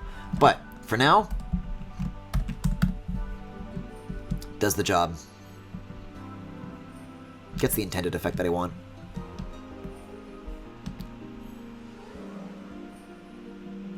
Yeah, I can tweak that a little bit. It's tricky because on this side we have this that covers up these kind of three things that would be theoretically here. So there's like a little bit more of a consideration to make. Actually, yeah, now that I'm thinking about that being the case, I can do like a couple brushes a little bit, but not as drastic as anything that I was planning on doing at first. Yeah, like literally just one thing to make it kind of go with the flow a little bit more. Okay. So there's that done. There's that done. Coming up next is Keaton's... Should we do the back hair or the inner fluff? Let's do the inner fluff first.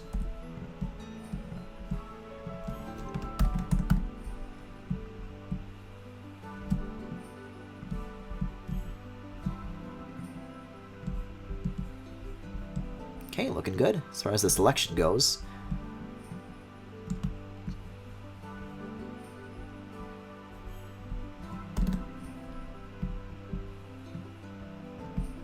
Also, as a very unfortunate heads up, something that I may have to say right now is that I don't think we're getting to Klonoa 2 tonight.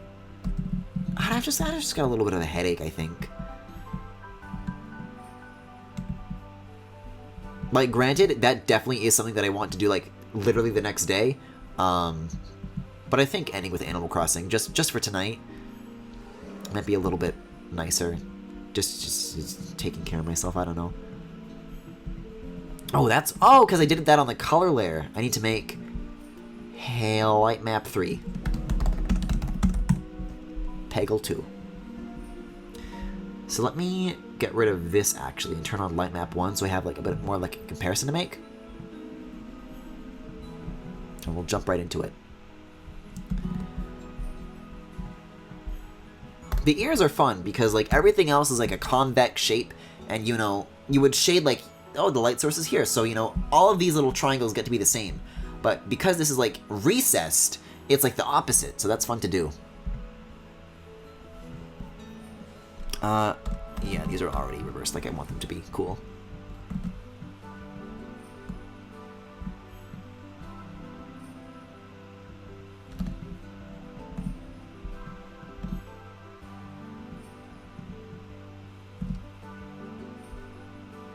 Femi, what the fuck is that emote with the crazy creature chasing Klonoa?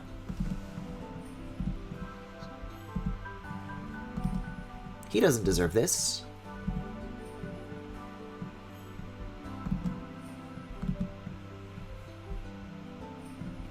Yeah, and I'll kind of go with like a very gentle kind of pink along the lines of this.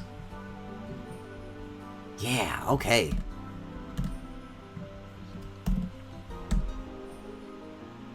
I don't want to get like too invested in a process on either one side, because everything that I do here, right, I've got to mirror it on the other side, so gotta take it easy.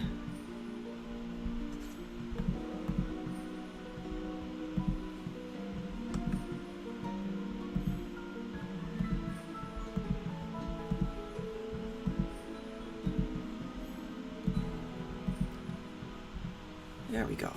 It's looking nice. Is there a stream end ETA so I know when to stop working and post? I mean, you can do it right now. I'm only going to look at it at the end anyways, so, let me actually check my uptime. Jackbox was about 2 hours, and I've been doing this for about 2 hours, so I would say in another 2 hours I'm gonna end Galaxy Gallery. These usually go for 4 hours, and even though I've streamed something else before this, it's probably not gonna change. I mean, I started 2 hours in advance, because usually I start at 8, and tonight I started at 6. So this is about the same start and end time that a Galaxy Gallery on its own would have had anyways. Oh, that's a Fall Guys bean pushing Klonoa into the bubblegum slime. Guys, I have heard so much about that game, and I'm so curious about it. What is it? And can I play it?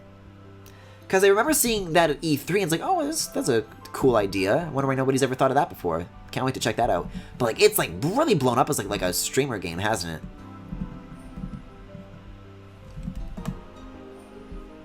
Who publishes that? Devolver?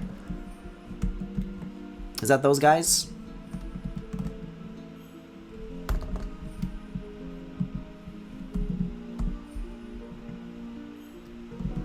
Oh yeah, this has got to be like way less.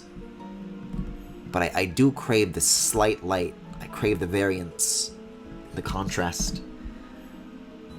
Like, look at that. You compare that up here, it's like nothing like that. I need to go more with the highlights, but I may have to achieve that by just doing another layer and then merging afterwards, which is fine, but it's a pain in the ass.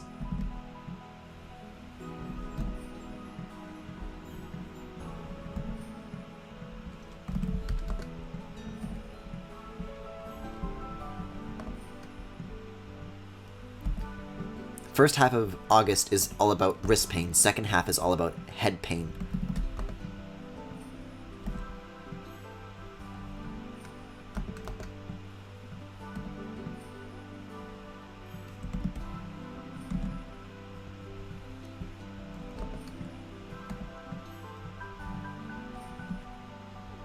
Maybe like 500. It's Battle Royale kinda with like physics-based Mario Party mini-games. Oh. I thought it was kind of like more of like a cooperative platformer. That it has mini-games is news to me. Did I have both in this selection already? I did, so I don't need to do that. Okay, same situation here then.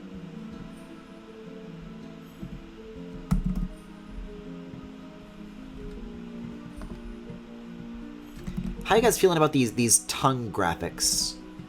Because there's actually just like, I haven't shaded the nips either. So there's going to be stuff to return to after I'm done brushing Keaton like a horse.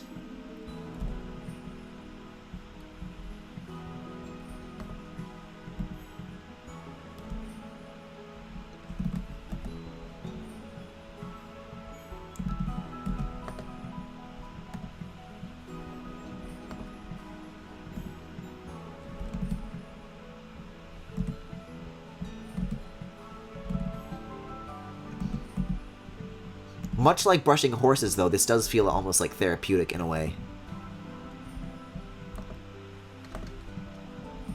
I don't know, like, there's certain, like, parts about, like, art thingies. Like, it's like, oh, I really don't look forward to doing this at all. And I was expecting this to be, like, one of those things that, oh, this is gonna be so tedious. Might not even work. But it works, and it's kind of fun to do. It's, like, very impressive to see, like, the end result, I think. It doesn't have mini games. It is mini games. Whoa! Good tongue. Okay. This is maybe...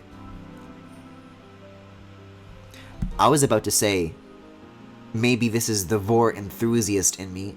Freudian slip! What did I mean to say? I'm going to assume that's what I meant to say. Basically, I wanted to, like, make the tongue look, like, wetter, because I think mouths are fun to draw. You can say that again, Aunt Olivia! Guys, I think maybe Olivia's onto something.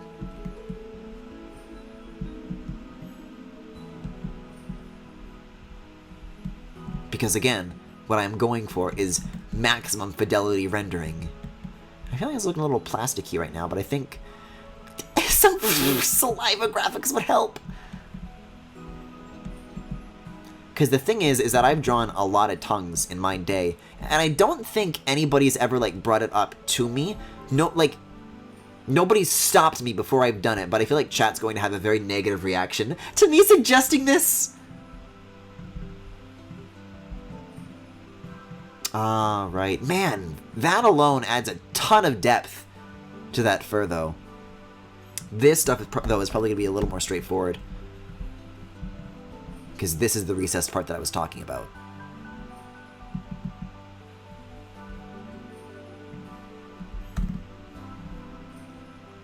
If you watch like 5 minutes of it, you'll get it. Okay.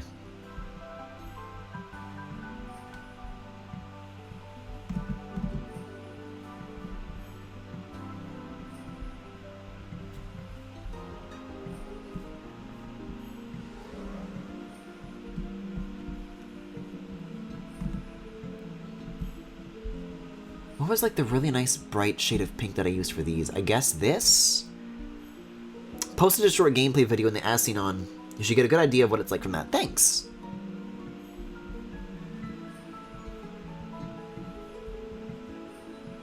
Ooh, that's a little bit... This is going to be a tricky turnaround. Because I want like a little bit of a highlight going on in there, but not too much. Not that much fun.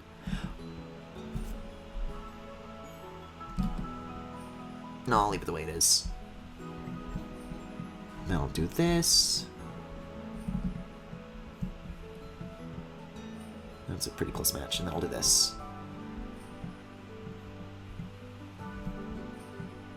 There we go. That's depth. That looks appropriately recessed. See, what's really interesting about having to do this like all as one color is that like the lines can no longer suggest, not the lines, but like the existing colors can no longer suggest the difference between objects. So this is like, it's all one color, but the lighting alone is like, yeah, this looks like a recessed area, this looks like the part that comes out, this is like casting light onto that. It's a really fun experiment in seeing like, you know, what's doing what here.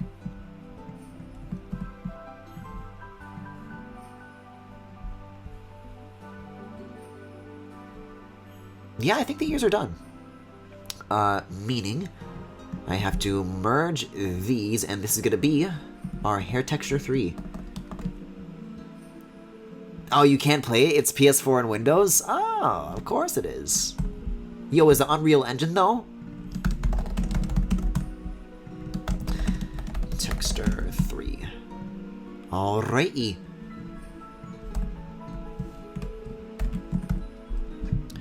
I'm guessing it would get ported to Switch, though, at some point. Yeah, probably.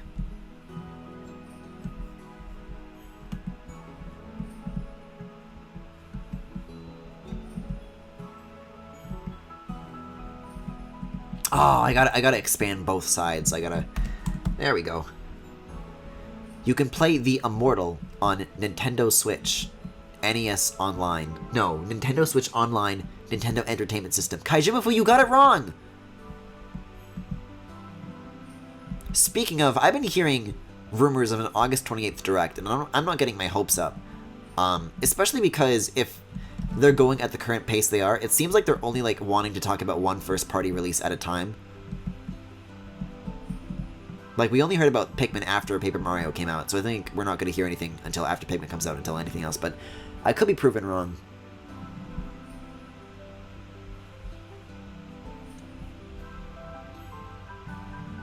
I don't know. I'm already hearing people like saying like, Oh, they better talk about Metroid Prime 4 and Breath of the Wild 2. Like, yeah, they're probably working on those games too. But, like, if they weren't showing them before, they're definitely not showing them now. I don't think that kind of work's getting done, you know what I mean?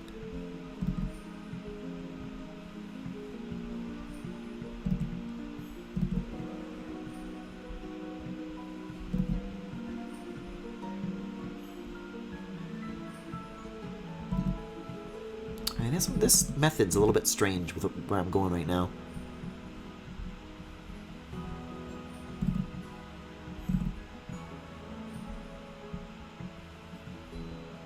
I think I got it.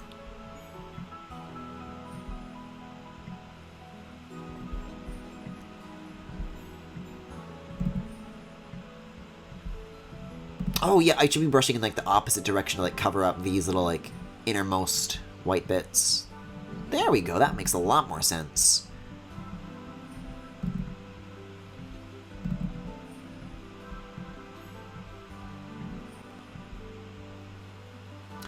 Usually when I color, I'll do flats to get like colors of the palette that I want, then I'll switch to black and white view to adjust the values of the flats so that the palette has a good value range. A value map? Is that what the thing that I'm trying to co-opt is called? I'll usually do it again for shading. I saw that rumor too, and if I recall correctly, they said what games they were announcing during it, but they didn't say Pikmin 3 was being talked about, so I don't believe the rumors currently. Yeah, if there's one thing Nintendo loves to do during Directs, it's remind us of games that they've already announced. Which is fine, I actually like that when it's a game that I care about, but sometimes they like to talk about Dragon Quest or Xenoblade 2. And it goes on for a little bit too long.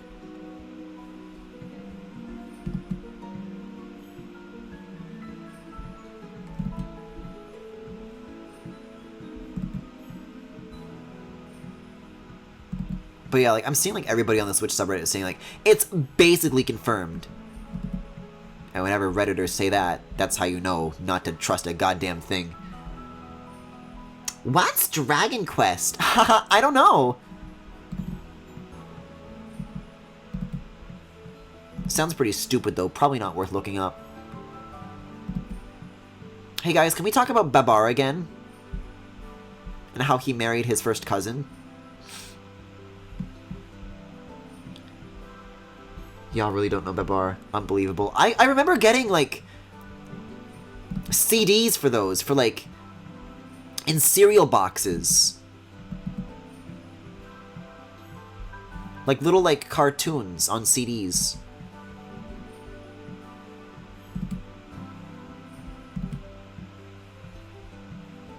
Do they still do that these days? Like, include anything with cereal? I guess nowadays it would probably be like a QR code to like an app or something.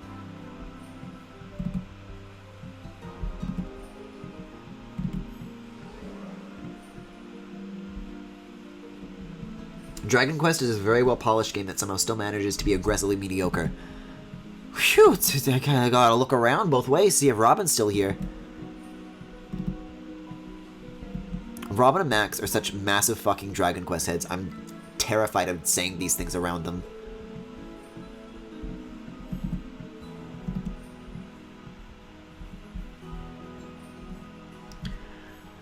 Babar used to air at like 6 in the morning on HBO Family when I was younger. Huh. I don't know, it was like an HBO property. Yeah, nowadays they include Game of Thrones in the cereal boxes.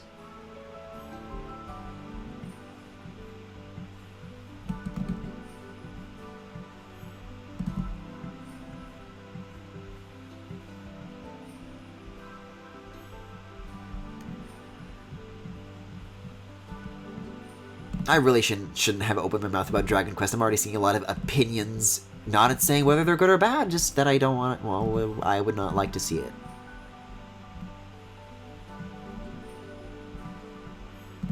All I meant by that was that I recall that there was one direct where they talked about Dragon Quest XI and its stupid long name, and there was like a very disgusting looking baby in it, and that was the most unpleasant thing I'd ever seen in a Nintendo Direct. And this is including that Nindy Direct where the dog dies. Okay, I think the fluff on both of these sides are good to go. There was a recent Babar show on Disney, I think, about his grandson. Yeah, I guess Babar's children are incest babies then, aren't they? Aren't they, like, a little fucked up? I guess it depends if his son married his first cousin, too.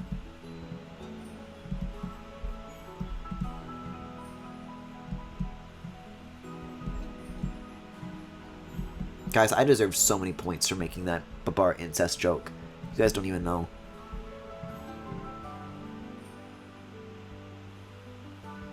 The most recent Dragon Quest is actually kind of upsetting to me because it just hits in that way where it's like, this could have been actually good, but instead it just kind of sucks, which makes it much worse.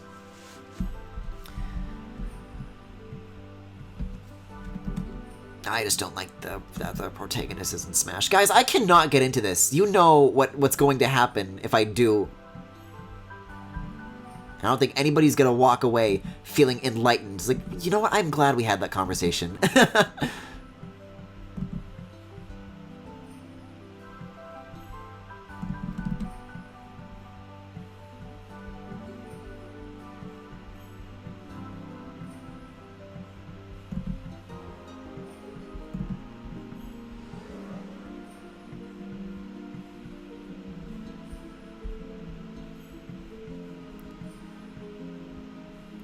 Let's talk about your favorite game now. Well, it is my birthday. I'm going to talk about Tyler's favorite game, which is... I don't know, probably Mario 64. Maybe... Fuck, that's a good question. I don't think he likes Sunshine very much. He has a pretty big 3D world head. Final answer, 64. What are your guys' thoughts on the anniversary remake stuff? I'm still very up in the air about that. That's another thing that people keep expecting that they're going to talk about eventually, and I don't know about it.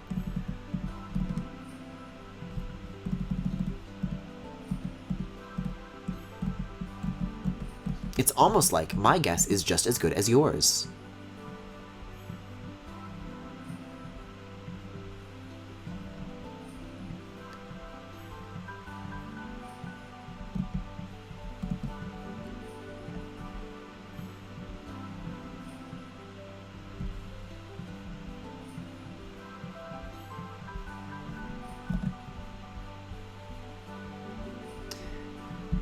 Okay, there's the white part of that, dark part of that. Oh, I didn't do the eyebrows. I guess those need a map too, don't they? Who's your favorite character? Mine is the sand. The sand in Mario 64? Yeah, I like the sound that it makes when you start sinking into the quicksand. It's like really compressed.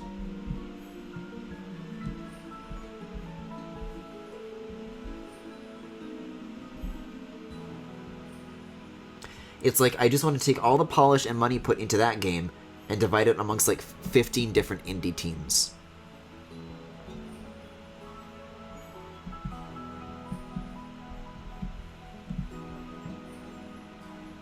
Speaking of indie games, I was kind of saving this to talk about during Klonoa 2, but I guess I am doing it, aren't I? Just on a different day.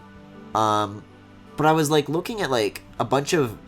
During the Wii U era, like, the only indie 3D platformer that I think anybody remembers a goddamn thing about is A Hat in Time. Because during the year of, like, maybe 2012, 2013, 2014, 2015, there were a lot of, like, Kickstarters, like, you know, the 3D platformers back. Yeah, Hat in Time and Yooka-Laylee are kind of, like, the only ones that people, like, really remember. But I also recall seeing, like, a bunch of other Kickstarters at the time for, like, other games, like, well, did anybody talk about these? And I actually discovered a couple of games that were, like, that came out or, like, are still in development from, like, those days. I'm probably gonna stream them. I think that'd be really cool, because I really do not like A Hat in Time in particular. I'm like, oh, well, I'll just simply play, you know, another game that set out to do the exact same thing. Also, time to switch music. Oh, Korok Forest. Please, that's your second choice? You don't got the horse music? Come on now with this. I can fuck with Freedom Planet. Freedom Planet and I can fuck with. I'm so excited about the second game. What a banger. But yeah, one of them was, I feel like I might have asked about this on stream, but like, every time one of these pops into my head, it feels like a dream. Because it's been like so long ago. Shovel Knight was during that era. Shovel Knight was maybe earlier than A Hat in Time. Actually, no, maybe the same time, it's just that Hat in Time took us so long to release. But yeah, I would say so, maybe. But I mean like 3D collectathon platformers that were all like indie things. So one of them is this game where you're like this girl and you have a camera, and the gimmick there is that you use the camera to take pictures of things and you freeze them in 3D space. It's called Freeze Me. I remember seeing a Kickstarter for that at the time. Had no clue it actually came out. It's on Wii U, so I might actually get that. That'd be cool.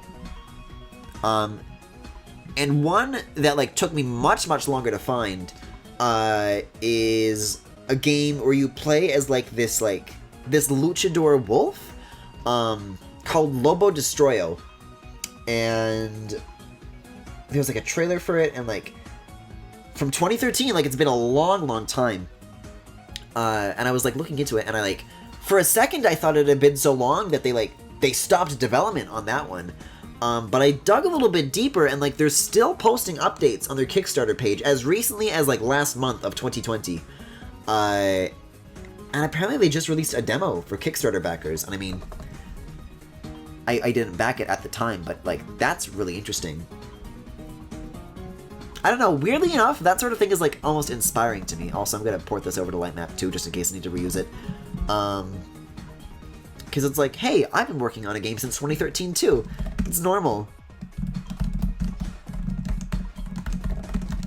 For some reason I cannot spell light map without switching around all like the first letters.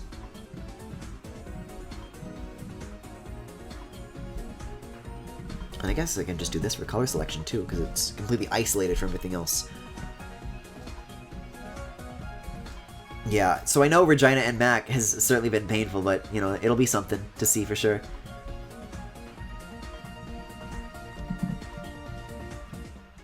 Freeze Me in particular, I am very curious to see how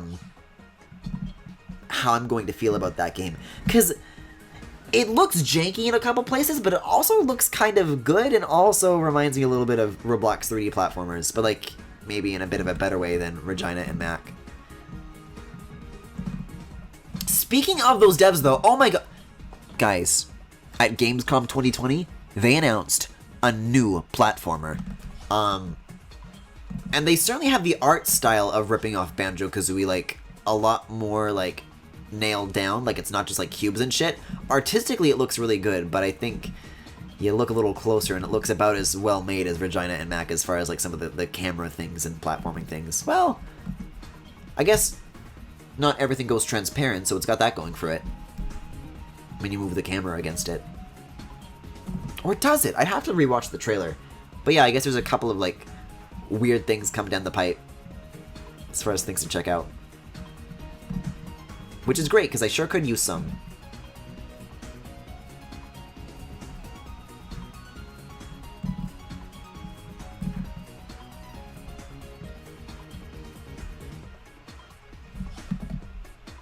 Okay, that's not too bad at all. Excellent.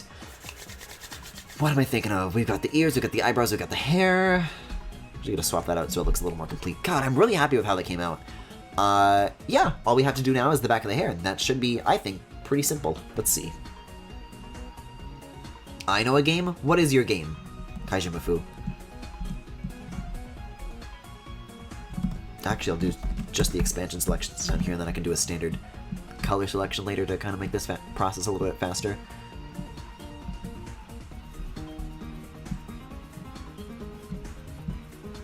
Yeah, I think once the hair's done, I'll probably like start accelerating with this, so.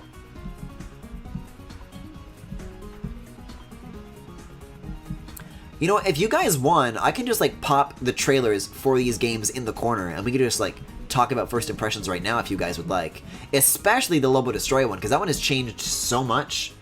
I forgot the game, sorry.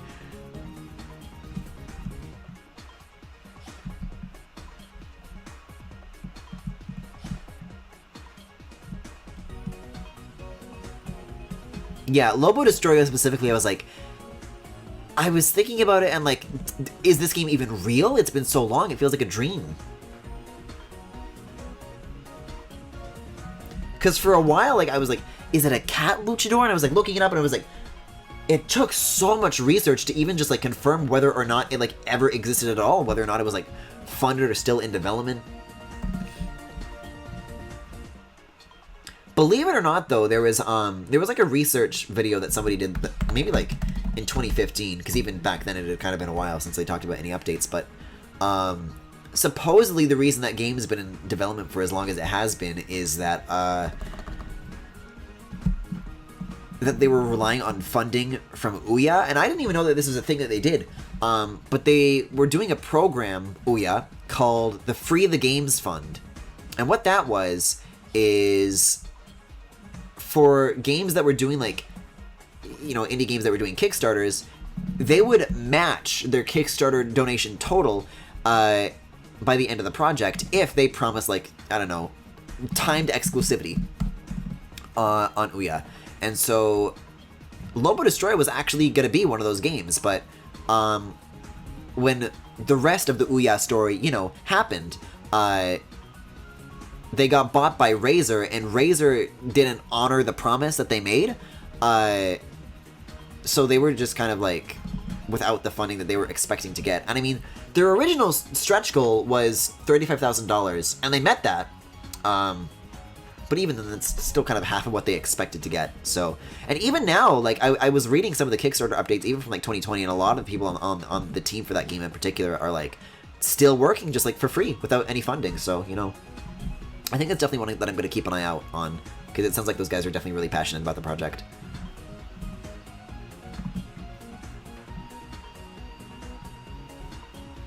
Also, I should be doing this symmetrically. I should probably go back and apply everything that I just did. I'll come back into the shadows later, actually. Match that. Oh, did you ever play the Mystery Dungeon demo? I actually did, Kaijimafu. I had a lot of fun with it. That was actually a really fun little demo stream. Again, that would be one that I would recommend watching if you haven't seen it already. Which it sounds like you haven't. Yeah, I enjoyed what I played, but I don't think that's going to be like an $80 purchase for me. It sounds like it's sold well anyways, though, so that's good. Because I know that like people were kind of worried, like, oh, I hope this sells well and they don't kill the series. But I think it did like over 1 million, right? So that sounds like the sort of thing that they would eventually do a new one.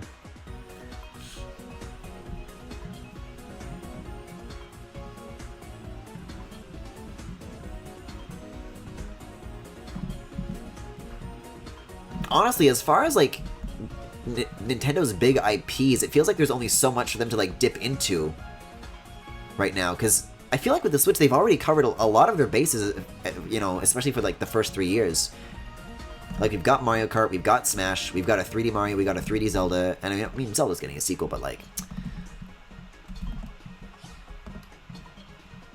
I don't know, like, right?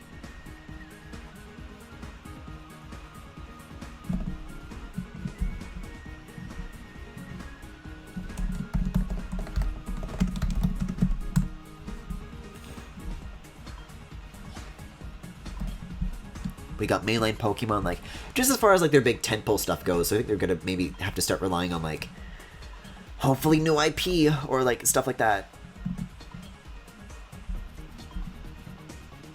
Or revivals of their dead stuff.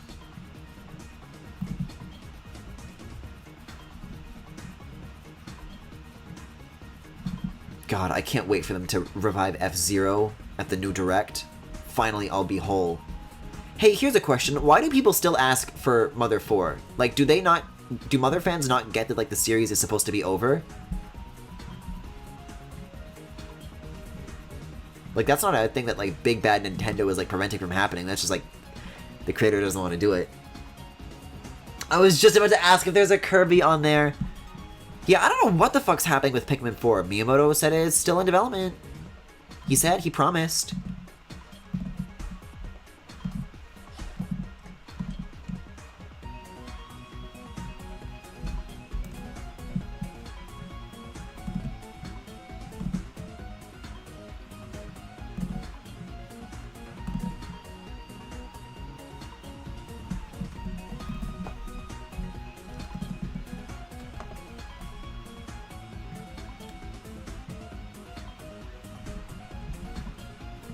Nostalgia? Fuck nostalgia. Fuck the Oscars.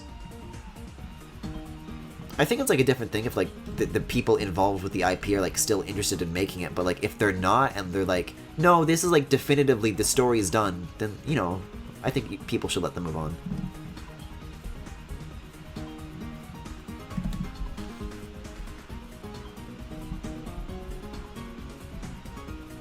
Especially because, like, I don't know if I talked about this on stream, but Shigesato Itoi like made a book about Satoru Iwata, and that's been out for a while in Japan, but I hear it's actually like getting localized now, and boy, I really want to read that book. So, you know, sounds like he's still, you know, doing what he wants, and he's doing good stuff with it. So, you know, some people just want the same shit over and over again until they die. This is why I'm wary of Paper Mario fans who hate change. I feel like I get that a lot, especially like as a Star Fox fan. Like, man, that's one of my favorite Nintendo series, and like my frustration is that they don't change enough, because like the two biggest complaints about that series is like, fuck this is just Star Fox 64 all over again, give me something different. And then at the same time the complaint is, this is too different, I want Star Fox 64. Yeah, the Iwata book is coming out next year. Okay, cool.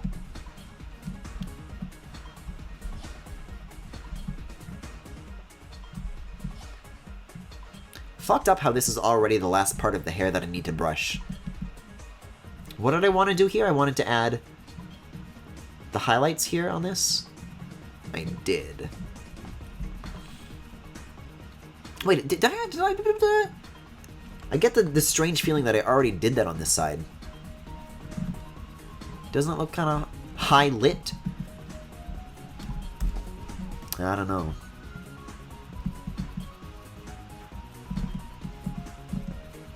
Yeah, I don't think I'm gonna do a second pass of that on that side. But I will do it on this side. Let me like hold. I'm gonna color pick from this, and then I'm gonna color pick from this. Yes, that is brighter. Color pick from this. Color pick from this. Yeah, that's brighter for sure. So I'm gonna go back to this, and I am going to do a second pass until it is brighter. Maybe with like 25% though. Just like a teensy bit. Oh, I keep doing that on the wrong layer.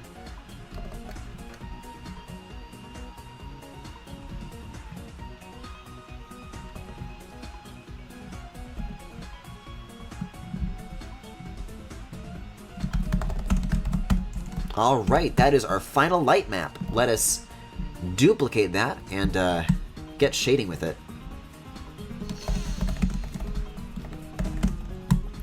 It's interesting that Viz is the one releasing that in the West, since it's a novel and they mainly stick to manga. Huh.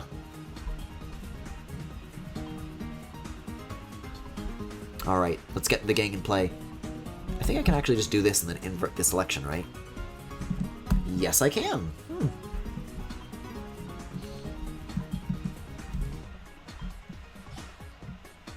Oh, this feels so satisfying to do every time.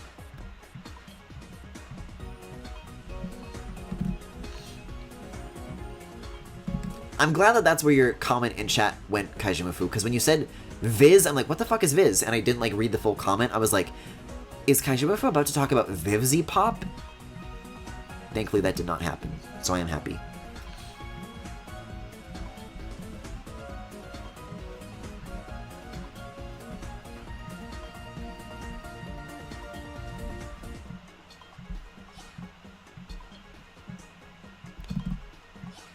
I love the little Hia samples in this music. It's cute.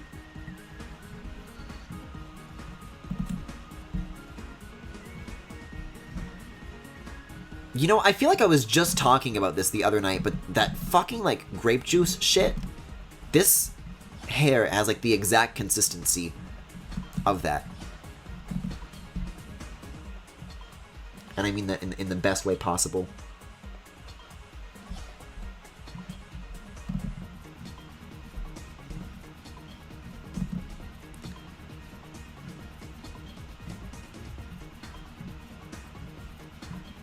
That's looking nice.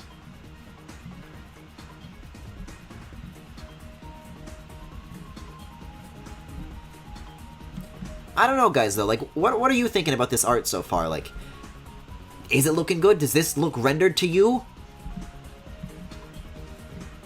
I guess when, like, it's fully colored for real, that's, like, the real answer. But it's just as far as the hair texture, is this actually, like, any good? Because I don't think I've seen anybody in chat, like, saying that one way or the other, and it's the first time I've tried it, so I don't really know for myself.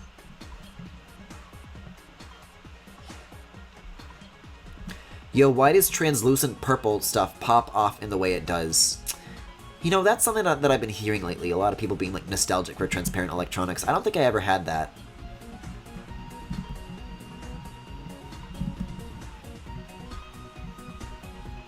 Like, I have transparent N64 controllers, and I'm like, I don't like this. I wish mine was just normal and plain. I don't know, like, there are certainly some machines where you open up and you look inside and it's like, wow, this is beautiful. They really, like, put some thought into this. But, I don't know, for stuff like controllers, it's, like, very cheaply put together and it rarely actually looks very nice. Heyo, back from my D&D night. Hey, Gio.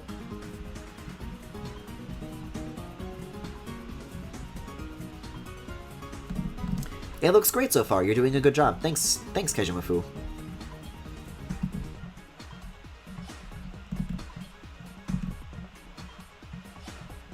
I am brushing gently.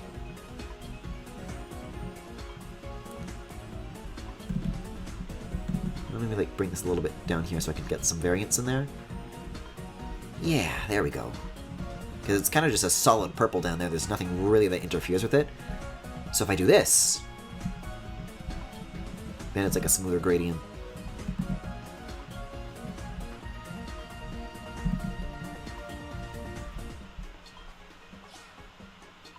Yeah, now that, like, all of it is, like, textured, except for these two lower areas, I think it's really starting to come together. I have no idea brush shit is magic. It really is.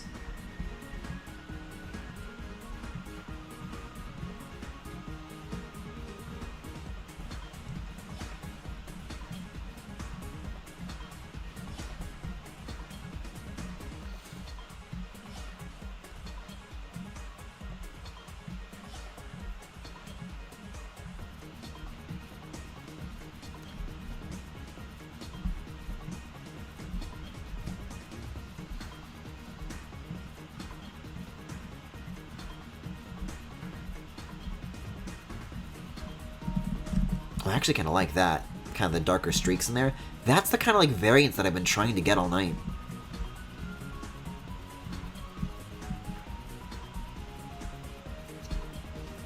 Yeah, this is popping off the hair is an A+. Thank you!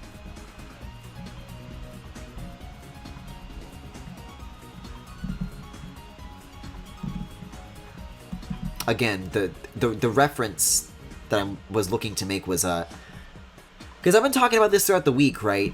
And I think the comparison that I made was like Sakimi-chan Raymond coughing levels of rendering, but, you know, minus the racism.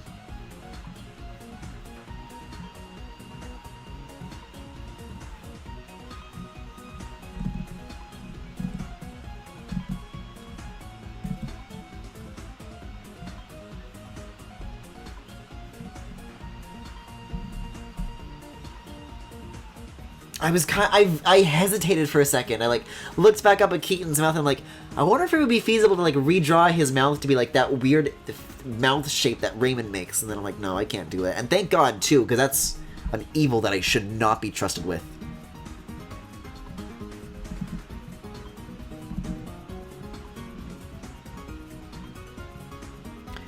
Also, once I'm done with this, with the purpling, before I move on with the art, I'm gonna see how long this music has been going, because it feels like it's been going on. It's like maybe looped a couple too many times. Okay, other side's already done. Man. I'm excited to see how this looks, like, once I, like, tweak the colors. So give me a second to... Yeah, that's been going for 20 minutes. I feel like my headache doesn't care for it. Oh my god, Anodyne music! Let's fucking go! Yes, please. And It's uploaded these himself, too. because he's very kind and these tracks slap. Ah, yeah, that's good. Anodyne music is so relaxing and just gentle and cozy. That just takes you someplace. But it's also like not like boring like most like calm music is as well. It's like, oh, it's a special little brand right there. All right. So 3 and 1 are for the white parts of the hair. 2 and 4 are for the darker parts of the hair. I only wanted to separate these at first because you can see where there's like a little bit of overlapping on the left here between the ear and the lower area. I thought it'd be easier to avoid that with like selection situations. So I will be able to merge these now.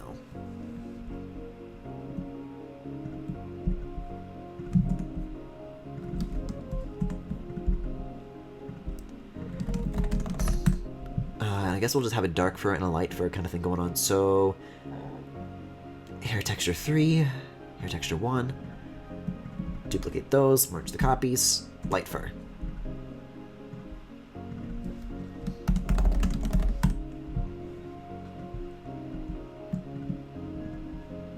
No, don't merge those. Move these up to the top.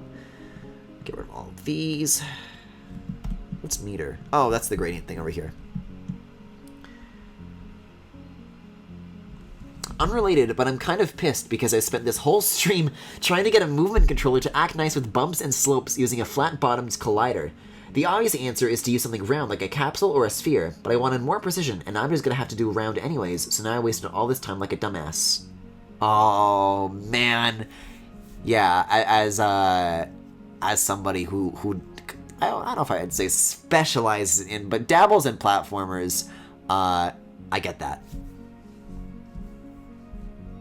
Every time I have tried to remotely fuck with movement, it has not gone well. But that's something that comes down to Roblox physics, I'm sure. But yeah, people have done some pretty crazy stuff for sure. Alright. This right here, this that I'm looking at right now, hold up.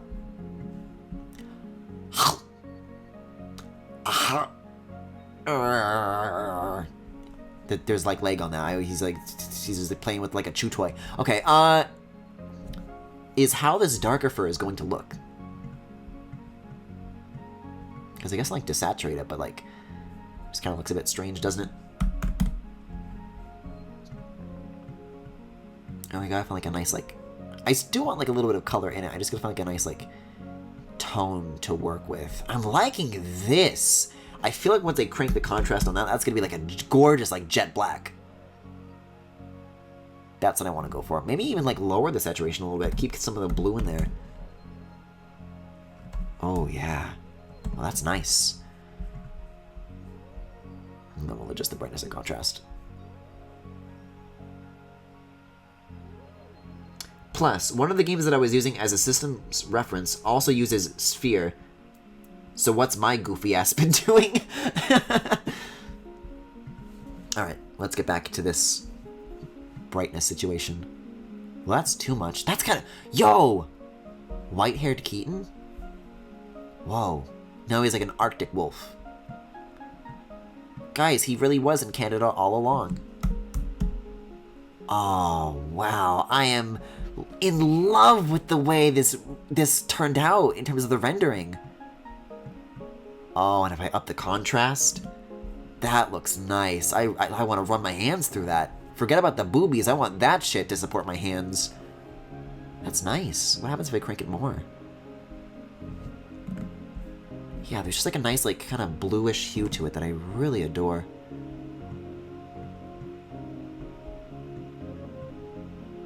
Ah, oh, this is extremely satisfying to see that, like, finally see what it, like, is gonna look like finally. Man, that was a lot of work, but, oh, I adore this. I don't know if I would ever accept commissions for this, because it's such a process, so I'd have to charge, like, really high for it, but, like, man, that really pops. And now, we get to do the same thing with the white fur. Also, I can't use the word goofy without thinking face down, ass up. That's the way I like to yuck. Yuck. That's my best attempt. That is all you are getting. Alright, so we'll start with hue and saturation next time. I already did this with the white fur, but now this is like the finalized version of it. This really does look exactly like a lot of mouse pads I see being sold at conventions I've worked at. This does not look like your first time designing something like this. What, in terms of like the pose, or like just how it's rendered? Is this like one of those like you definitely draw porn kind of things, where some artists just kind of have that art style? I'd like to go for like more of a baby blue if I can. And then just like really lighten that up a bunch. The saturation, oh my god. Wow! Guys, hold on! Hold on!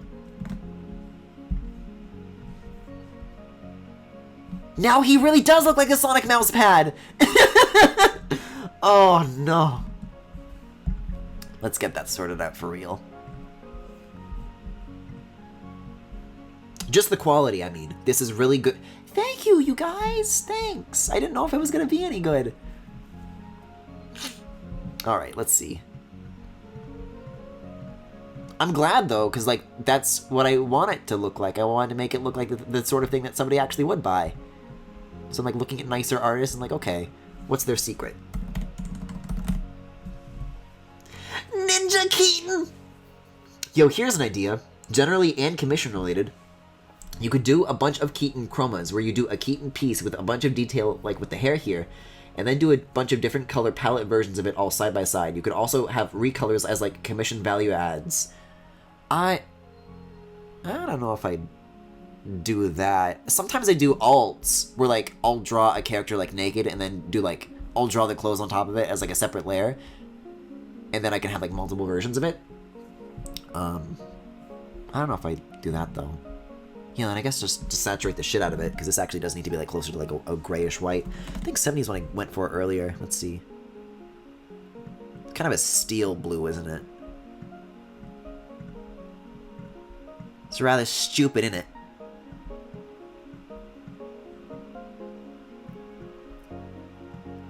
A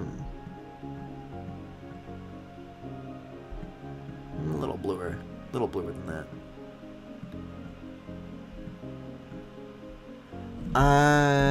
I'll keep it at this, but I'll go back and change some of the saturation stuff. Also, I love that when you do a double negative in Photoshop, it actually makes it into a positive. That's really funny. Okay, brightness contrast. Let's see. Kind of bothers me that I already figured this out, but you know, it's whatever. Yeah, I might have to desaturate this a little bit more after this, but so far so good. It's got that little kind of purple that I wanted to include. What types of games would Keaton play? Nintendogs, idiot. Hi, I'm Keaton from Fire Emblem Fates. My favorite game is Nintendogs. I'm sorry, let me just... The face tracking is better when I look directly at this camera and I make this the default position. Look at that trapping. Trapping? Hi, I'm Keaton from Fire Emblem Fates. I've got a lot of questions that people send in. One of my favorites is, Keaton, what's your favorite game? It's Nintendogs. I love it. I love it. I have to open my mouth so fucking wide to make it register anything. I think the settings that I had it at before were maybe better, at least for like talking. I haven't really been looking at the Keaton while I've been doing any of this, so I'm sure that like his mouth has been like barely moving this whole time, but it's too late now. Alright, there's the reset position. I mean, it moves a little bit, I guess. Now that I'm looking at it, I like barely. Okay, let's see. Back to this. Back to the matter at hand. Okay. What's Legacy? Oh, this like literally puts like an N64 darkening filter over it. Ew. Okay. Do not use Legacy. Yeah, I'm liking 65-ish. Maybe just crank the contrast because I really want the dark areas to show. He really looks like an NBA 2K kind of guy. I think you're all wrong, because Keaton's favorite thing to play with is my heart.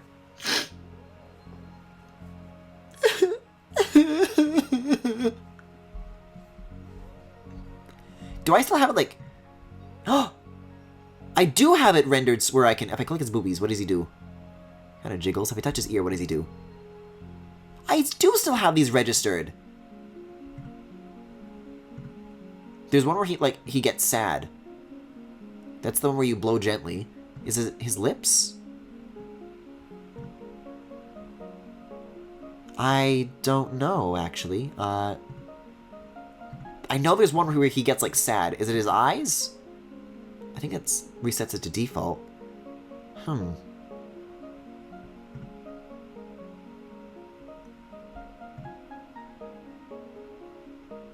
This face is doing a lot of crazy things right now.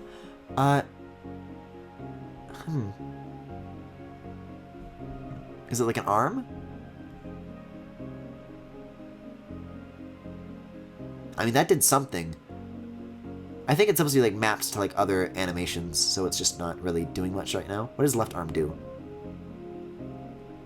I don't think that's registered to anything. Boobies, I think, is his laughing animation? If I move my head completely out of the way, then it'll do these. Yeah, that's what it does. That's the no. That's the nod. That makes sense, I guess. It's the nose that makes him sad. That's what I was looking for. Okay. There we go. Now he's playing with my heart. Alright, let's see. Yeah,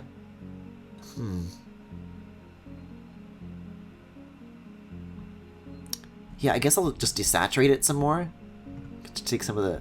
I want the purple to have, like, a hint of it in there, but, like, not that much. Yeah, that looks nicer. That'll maybe increase the lightness. I do want contrast, but I don't know if I want that much. Yeah, that looks a little bit better. Okay. Wow! Wow, that's the finished fur, huh? I went fucking nuts with this. I went to a different place. Like, I was talking about, like, everything but the art while working on this, but, like, man, what a final result. Alright, let me think. Well, I gotta move on to other stuff now. I guess I can do the nip nops. I can do... His clothes aren't shaded yet. Oh, let me do... First of all, let me move this out of the rough hair thingy. Because I do not need this anymore. I'll do a clipping mask with that. Because that was blocking that earlier. Okay, let me think. Yeah, I'll do the nips. Zzz. Uh-oh. Uh-oh. This is a good thing that I have worried Keaton now, because I'm going to have to open up some past artwork, and I don't know which ones will have NSFW alts and which ones will not. Speaking of Keat Week thingies that I liked, let's do the Keaton bath time one. Oh, this is the PNG of it, though. I'm looking for the PSD.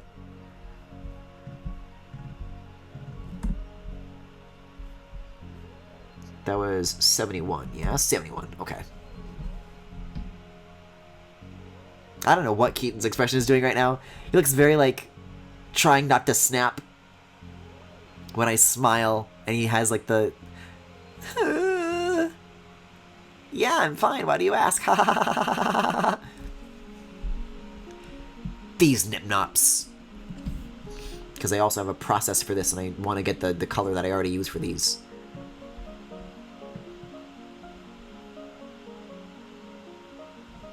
God, I will say that one of the things that I'm happiest with is, like, the light of the water reflecting on the underside of the musculature. That bit kind of rules. Alright, let's see. I want to get rid of that. I gotta dry them off. Nips! This is the layer, so then I get rid of everything behind that. And get rid of that. I don't think those are what caustics are, Griffin. Get rid of this. Actually, don't. But just keep the clipping masks. There we go. I like how I did these. Great water in this art.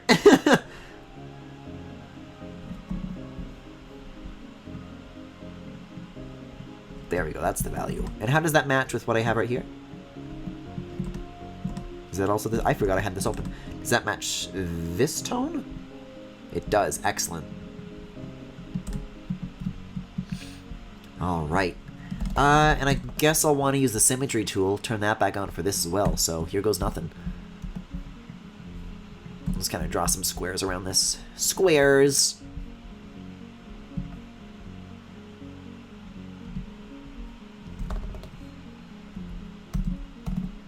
Yeah, maybe keep it at 250. So I kind of forget how I draw nips. I think it's coming back to me though, the lost memories. Oh, but what? Oh, opacity is still at 25 from all the hair stuff that I was doing. There we go. So I kind of just do this at first. I gotta turn on the clipping mask here. And so this is... Yeah, that's symmetrical. Cool. And then I'll just kind of like slowly erase that, everything around it.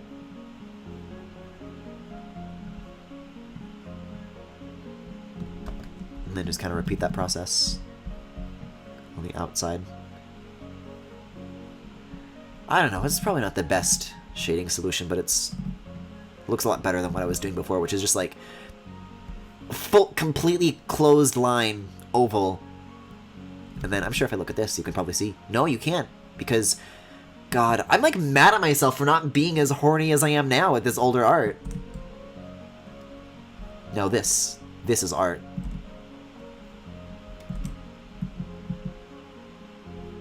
Okay, and then I'll do the same thing, but like with highlights this time. Clipping mask on that. Okay.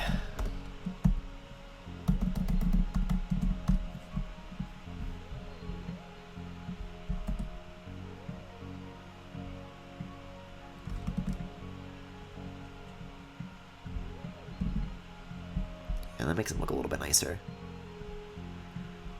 Maybe I'll do like a Caden mouse pad too, but then I'll charge. So you can only have it if you pay me to do this shit.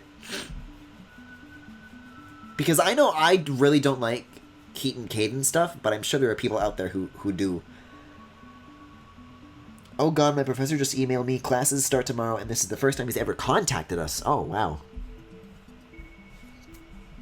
Oh, this music's even nicer. Hell yes, I love Anodyne.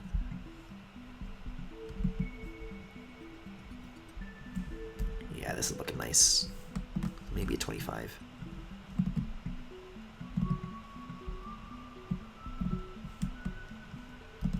Well, maybe not.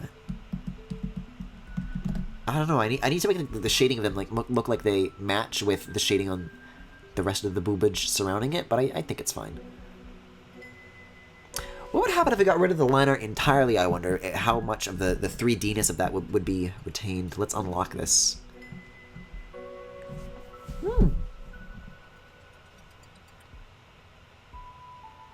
Now that's curious. If I want to keep that or not. I feel like I have this happen to me every time I do art, though. Like, whenever I'm pretty good with the line art back on real quick, but whenever I'm drawing something and then I get rid of the line art, I'm like, oh, wait a second. Now this really does look like Sakimi-chan shit. What if I kept that in? And I'm just having that moment again. Don't worry, I'll get over it. How much of the sleeves are on the mouse pad? I'll get the template back in here real quick. I see. Yeah, I shouldn't have to worry about that. I wanted to add like more creases to the sleeves, make them look a little more detailed in terms of the cloth, because that's another area that I feel like I'm not too good at. Also, I'm sorry, I'm trying to click on my Keaton and reset his expression. Titties are the reset, right? Yeah, that's me. That sounds about right. 90% of professors I've known are train wrecks. LMAO Sakimi-chan. I just think they're funny. I think it's funny to make fun of racists.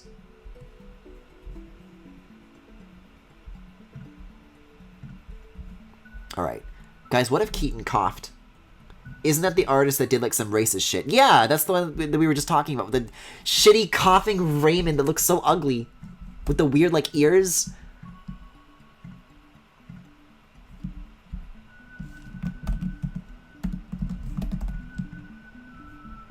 Yeah, I'll just do this.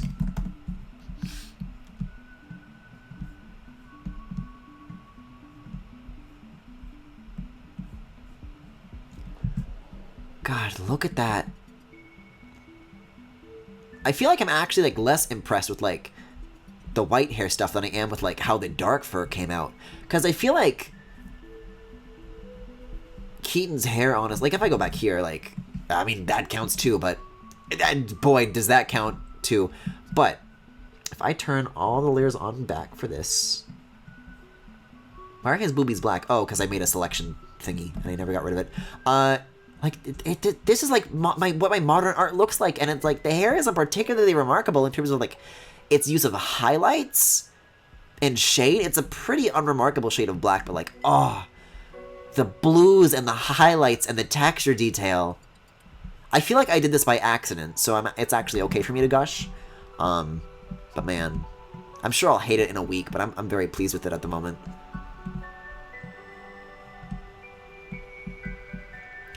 Why was he coughing? Is coughing hot for the kids nowadays?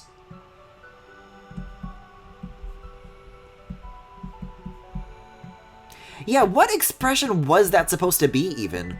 I feel like we talked about this when I was doing that Animal Crossing Galaxy Gallery, but... Ugh.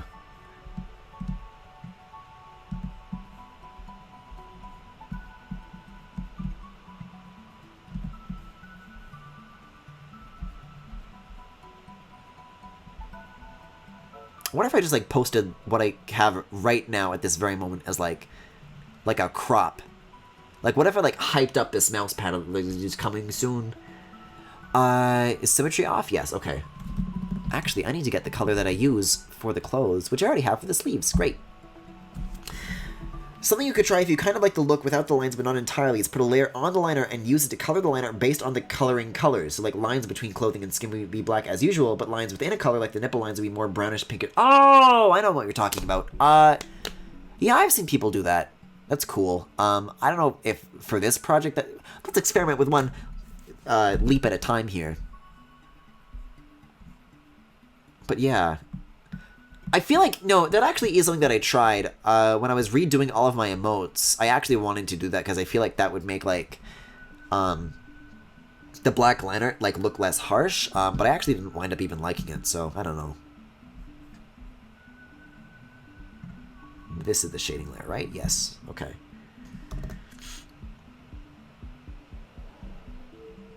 Do that, but make the caption, watch me WIP and Nene, please.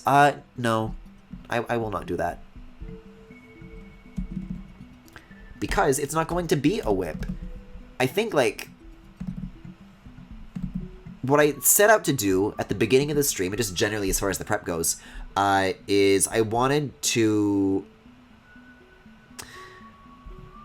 have the artwork for this done, and then maybe, like, nap on it and do, like, smaller tweaks, but, like, I don't think I'll be, like, posting any whips of this. It'll probably be done if I do post anything of it. Oh, the symmetry tool.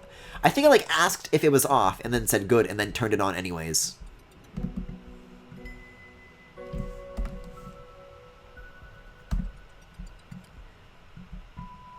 But I just mean because, like, the actual process of getting these made and shipped is gonna be a thing. Because this is, like... Is this template going to work? I don't know, because if it doesn't, I'm going to have to do... I'm not going to, like, redo all of the art, but, like, I'm going to have to, like, resize it and do, like, multiple...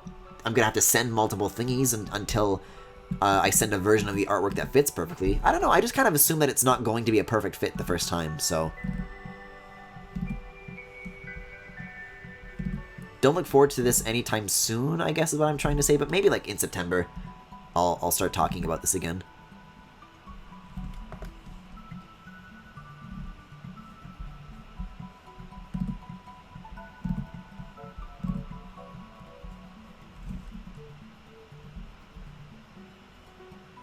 Yeah, I was gonna, like, erase these, but I think I actually want to leave those shaded now that I think about it. Please, no!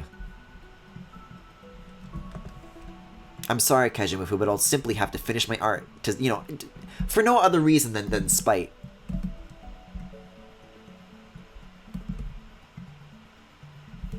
I'm actually gonna get rid of this template real quick. Too much of the, not too much of the clothes is even, like, in it anyways, but I need to have the whole of the artwork finished. Because I don't know what sizing things I'm going to have to change up here.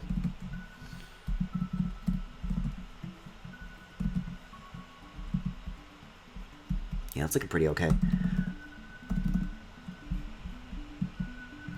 something that I'm also not too sure about, as far as like the completion process for this goes, is whether or not I want to do like the touch bar shit that I like to do at the very end, where I like put like a bunch of color overlays on it, because I think for this, more than most, I kind of actually like the neutral tones, at least in the hair. I don't know so much about the skin actually, but yeah, I don't know.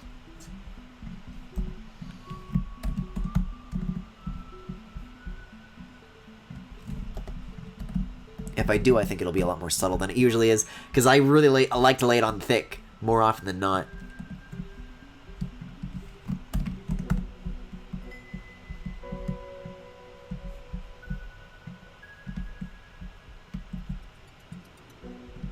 Oh shit! Also, I was expecting to wrap this up around like midnight, but it might be done sooner than that. However, one thing that does interrupt the this looks pretty complete kind of thought process is that this needs a background. So while I continue working on this little bit down here, what should the background be? Should it be like a night sky? Should it be like sheets? If so, what color? Like, what should I go for here, I wonder?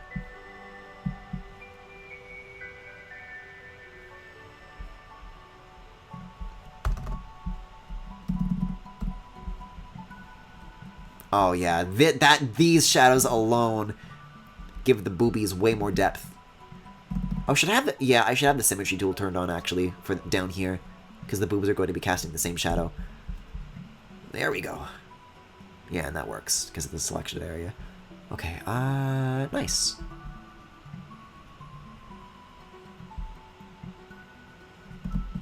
I'll actually make that a little bit more of a less soft shadow. Don't want to make that as big as it was a moment ago.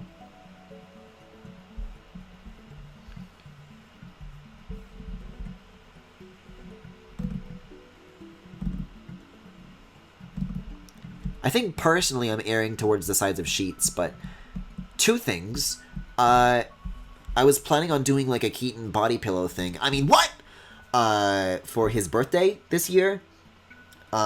So I feel like this might look a little bit too similar to that if I do wind up doing anything like that. I don't know. I guess it just depends palette-wise, you know. If you were to buy a mouse pad that didn't have any booby boy on it, you know, what color mouse pad would you want? I guess just like a dark black color would be like neutral and kind of go in any like workspace. Like I just don't want to do something like too like bright and obnoxious as far as the background goes. You know, any more obnoxious than what the boobies that are already here. Kittle floor, no! Kaijuma food, don't say that.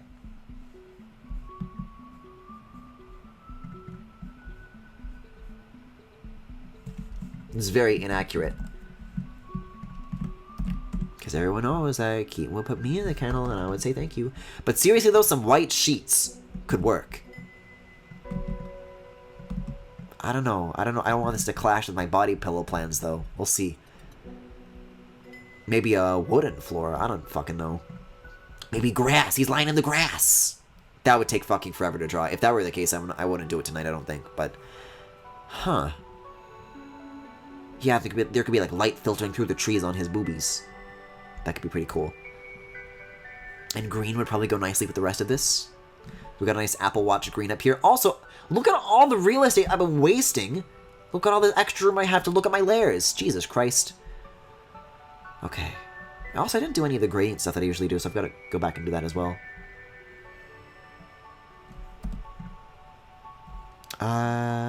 I do not have the color that I usually use to shade this.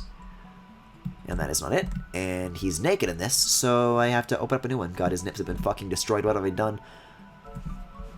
What you looking at, cutie? It's not gonna be in there.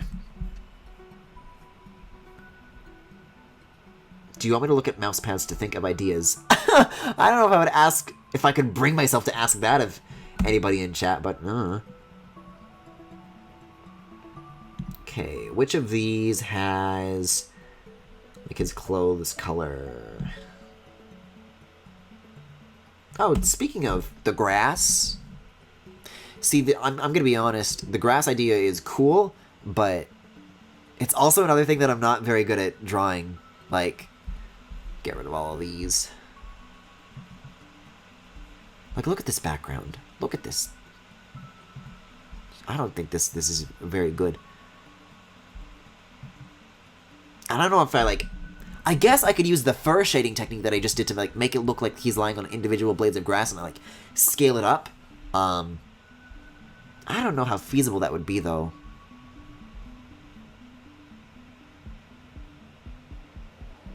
Could be worth a shot, but that's a little bit riskier. I don't know. Let me think. I'm here for his suit color. God, the bulge on this is insane. My brain.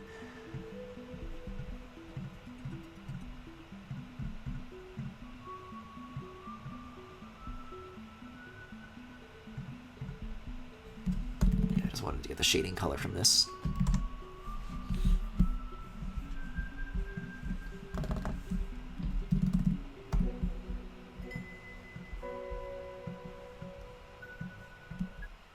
Oh, gotta turn on transparency. Oops. There we go. All right.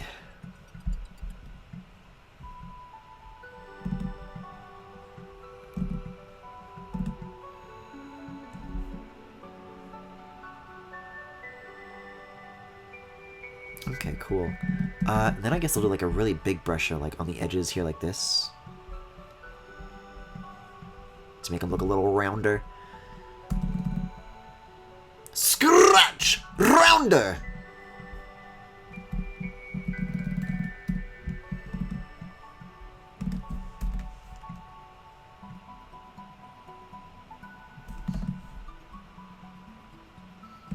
Yeah, it looks kind of nice. I'll kind of do the same thing like the opposite direction though. Just kind of outwards. To kind of suggest the presence of flared hips a little bit more.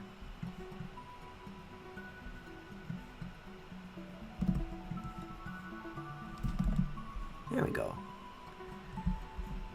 Already doing that. A lot of these seem to be sheets or just basic gradients. Huh, maybe I gotta do more research then. Yeah, I think either red or green would be nice. I don't know, I mean, this art's almost done, so we'll have a little bit of time to experiment, I guess. Now that I'm thinking about it, though, I think I do want to get to Animal Crossing before midnight. Because I don't know how much, if it's, like, technically the 24th, if it'll, like, allow some of this stuff to even happen, but, you know. I think we can make it. Maybe by, like, in another 10 minutes. Also, I was planning on showing the art at the end of this Galaxy Gallery session, but would you guys want to see it now or during Animal Crossing? What is this? Astral Chain music?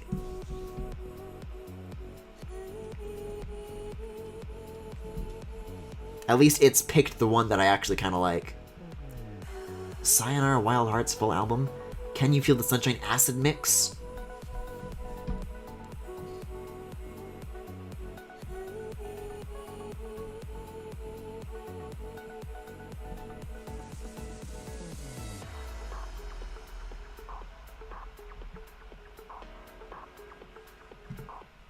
Okay, we're doing this one. Turn that shit up, son. Let's go. This is what's gonna give me right here the power that I need to make it through to the end. Okay, I'm gonna have to undo the clipping masks real quick though, because I need to rip the colors from these.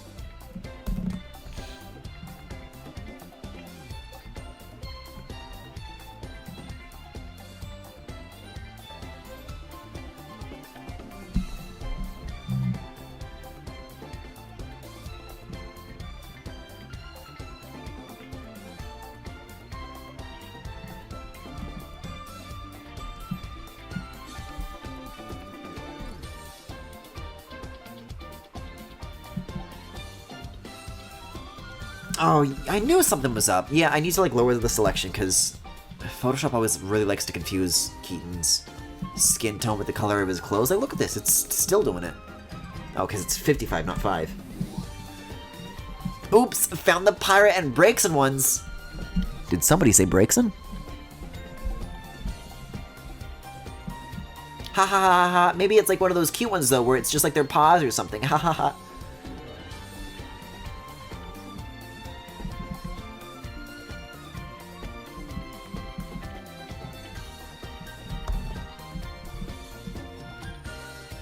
Pyra really is the character, though, that's, like, fucking engineered in a lab to be put on a mousepad, though.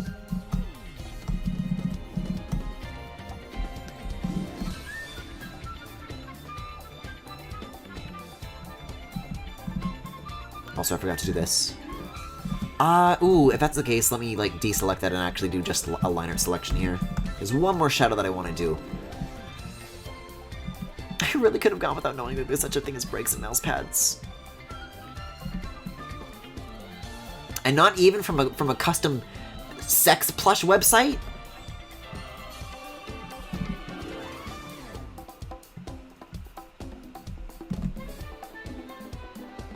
God, that extra little bit of muscles, or neck muscle shading really took me a ways.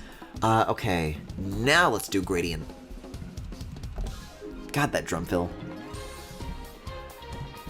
Oh yeah, this is like the base gradient of what I was working with before. I guess the first one's brown now because that's the color I selected right now, but bye-bye.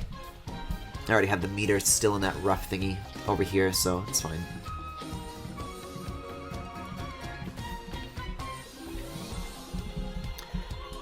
Question being, where do I want to start applying the gradient? Because I usually do it from the bottom of the shape, but I guess it would make more sense to do it from like within the mousepad boundaries. Yeah, I'll just do it from like here up. I don't think the clothes need like any more than that.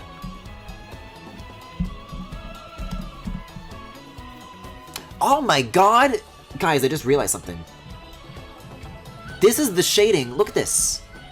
When I was going on and on and on and on and on about how nice I liked how the fur looked, this is with this above what I originally had.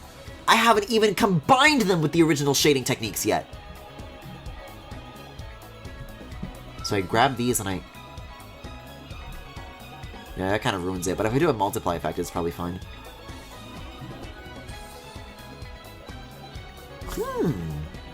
Toggle that a couple of times. What do you guys think of that little mixture? I think it adds a little bit more to it. What do you guys think?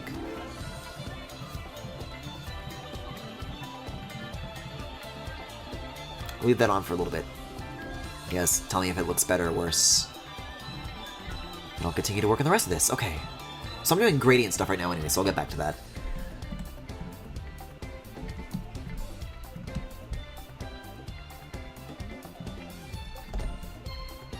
Imagine Pyra, but it's just her head down to her cleavage, and she marches around like a Goomba! That must be really easy to Photoshop, guys. I'm just saying. Oh, I clicked the wrong thingy.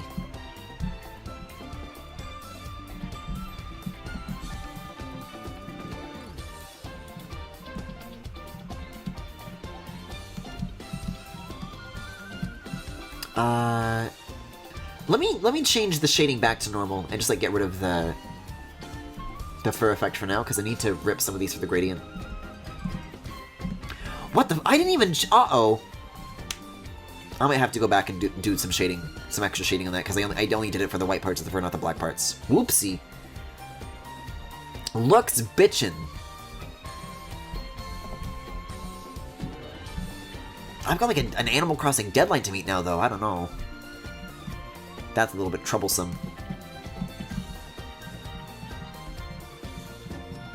Okay, yeah, the gradient's definitely there.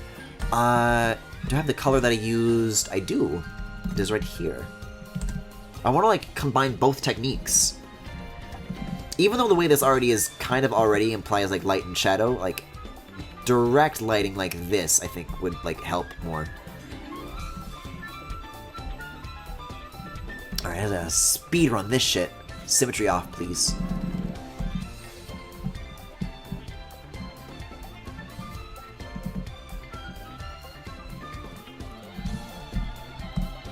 Oh, this needs to be way down from 2000. It's a little bit too soft for what I have in mind. Okay, let's see.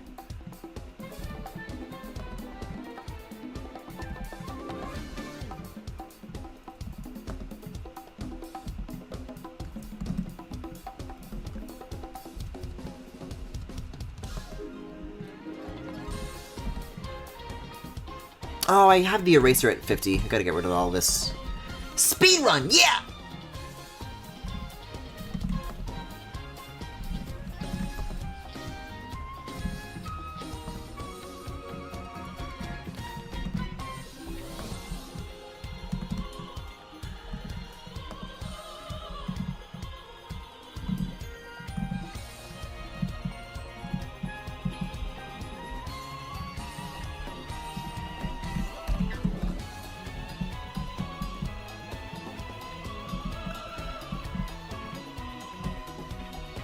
God, we're already approaching 11:30. I just want to say hi to my animal friends. My friends in Animal Crossing won't talk to me about Dragon Quest and hijack my streams. It's fine. Okay. Go, Griffin! Go, Griffin! Go! You got this! Come on!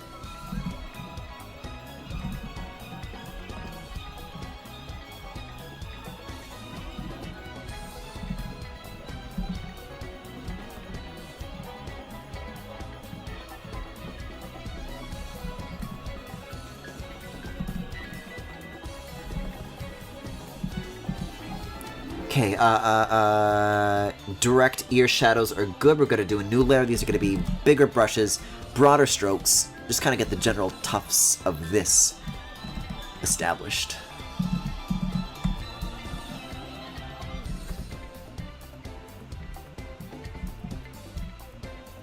Oh, I also want to do hair highlights as well. Just like a couple like little white flecks to show like direct specular highlights, but it's probably not going to be too big of a thing. Did I get all the tips with the lasso? I did. Okay. Sorry about that quick Q key press. Sometimes it'd be like that.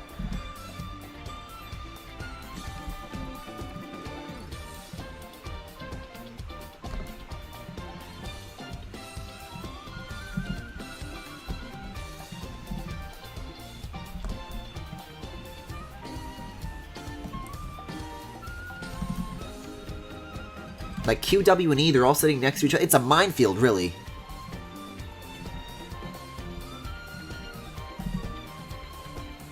Oh, I didn't get this side. Whoopsie. Oh, I can just do a color selection because this isn't touching the ear like the other side. Bringo. Let's go.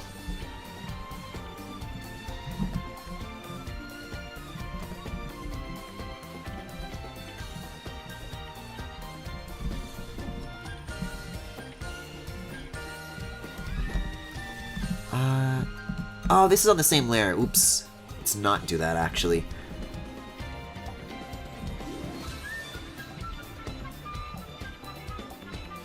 There we go. And then I think on top of that, I'm gonna select all 4 of these corners here, all 4 of these zones. And I'm going to do, like, one really big brush from the inside out to, like, portray a much softer shading from the inside out to make it look like he's, you know, lying on his hair. Okay. Like that. And then, let's do another new shading layer. Like 1,000. Like that. Ooh, yeah, that's the stuff. Nothing too crazy. Oh, I gotta get the ears themselves too, though. This one I can just do a color selection. This one I'll have to manually select. Yeesh.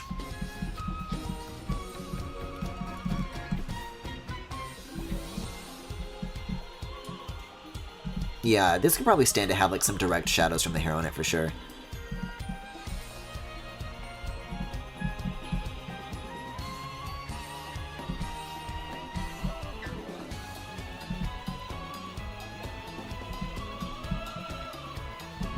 Okay, let's make this quick. Bring that down to like maybe 100. Yeah, 100. Let's do 100.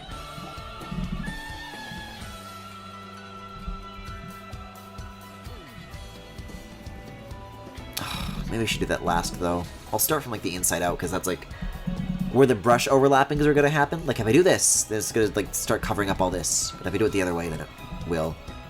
Or won't? What am I trying to say?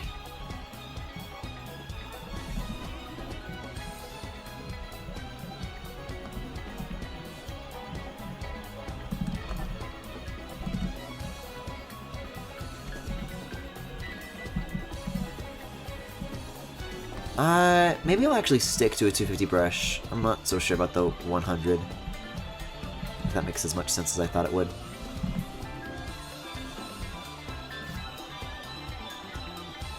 Yeah, we'll go with that. Let's duplicate that on the other side. Okay, that's a pretty easy technique to redo.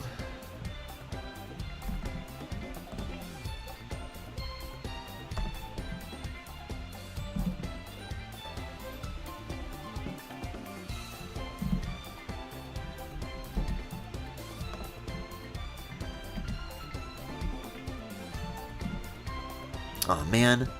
I wonder if it would be quicker to just literally just go from here, draw a little path across to here, and then just like deselect the rest, and then the rest already has all the other little edges selected. Because he meant to do this on this side too. Because the light source isn't coming from like the left or the right, it's kind of in front. I want like it to be like neutral, you know? Because then, you know, you've got a physical object. What happens when you've got a light source coming from the right, but then the shading is, like, on the left? You can't let that happen. Come on now.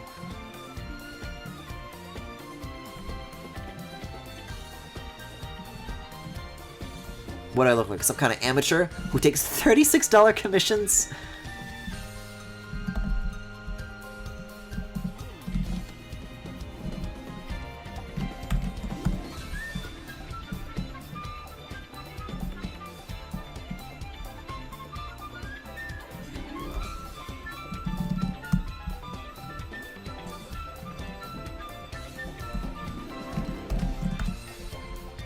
Okay, I think I've got this left side sorted out, but when I zoom back out to the right, that's going to be a little more trickier because I don't actually know how I ought to shade these at all.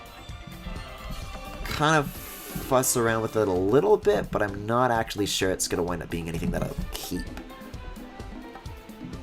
I don't know, I feel like there's certainly less of a need to do this considering I was already liking the way it looked, which is with the fur texture alone, but if I do both, it'll look even better. 11:33. Better hurry along to your little animal friends, Griffin.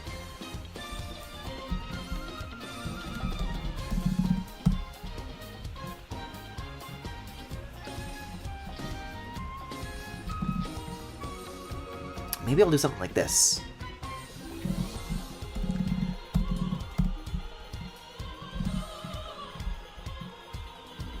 Because I was like researching about a bunch of different like ways to like draw hair, a bunch of different like styles, and one that I was looking at was the way I always feel bad when I forget this artist's name. It's on the tip of my tongue. The one who did the art for Fire Emblem Heroes for Keaton. I follow her on Twitter. The one who gave him the big boobies. Oh. I can't believe this. What if I go here and then I search?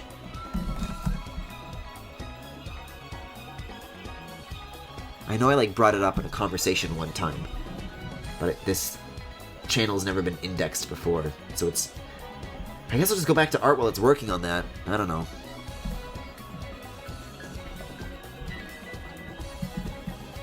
I have to assume me streaming isn't helping it, like, find it the most efficiently. Yes, the powerful ass artist. That one. I want so badly to, like, put a name to it, though.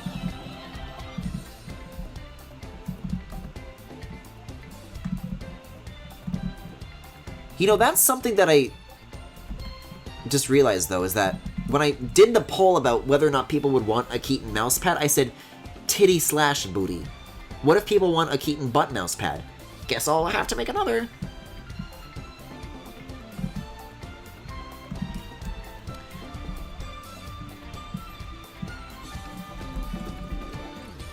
Anyways, I was researching the Fire Emblem Heroes art for Keaton, and the shading for the fur up here kind of does this technique, so I'm gonna give that a shot. Just kind of do that, I don't know.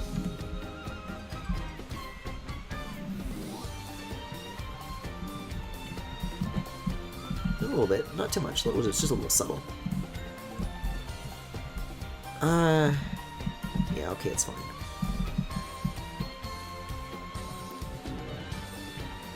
It's certainly better there than it is without, where it's just flat, so I guess we'll keep it. Oh, Kuma Yugo! God damn it! Thank you. This Discord thing is still searching, too. It never found... I just did Command F Keaton, and I never got any results from that. Just kept saying it was indexing. Thank you.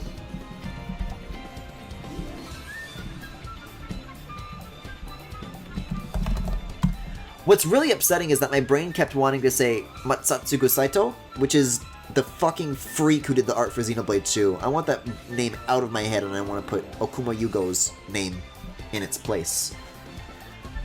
Okay, so that shading is done. Let's turn this back on and turn the multiply effects back on.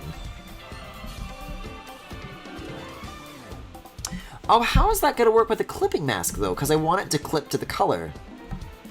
I guess if all of this uses a clipping mask from bottom to top, I guess wouldn't hurt. Yes, then it doesn't get in the way of the eyes. But I also don't want the light for it to be... I want this to not have a clipping mask. I'm gonna have to break that apart into multiple layers. I'll sort that out on my own time. Jesus Christ. Yeah, I'll have like a hair shading layer and a skin shading layer later on, it's fine. Let's set this to... This is already 50% actually. I think we're gonna need a gradient layer for the Nipnops then.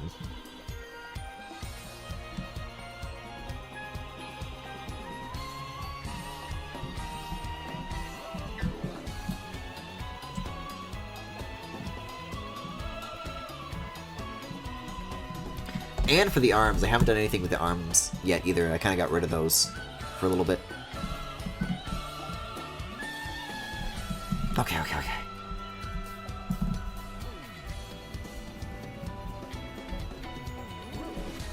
Yeah, those could stand to have it a teensy bit, for sure. Soft highlights. Oh. I think at one point I was planning on doing like my two-tiered highlight system that I sometimes like to do with like especially shiny surfaces, but I think I kind of gave up on that. Should the arms themselves be shiny, though? How much of that is going to be in the template? That might be worth pursuing. Do it on my own time. Oh, it's still almost 11:40!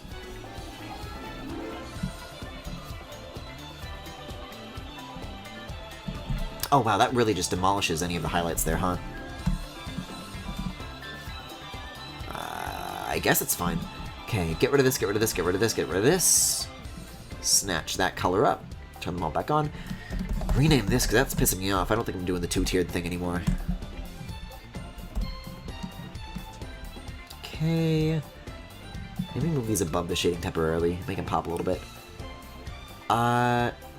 Yes, gradient.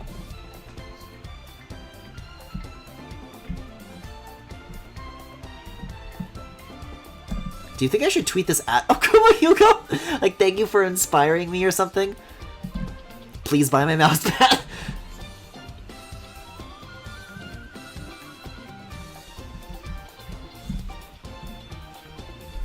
I've had people who work at Nintendo like my stuff before, so maybe. Okay. Man.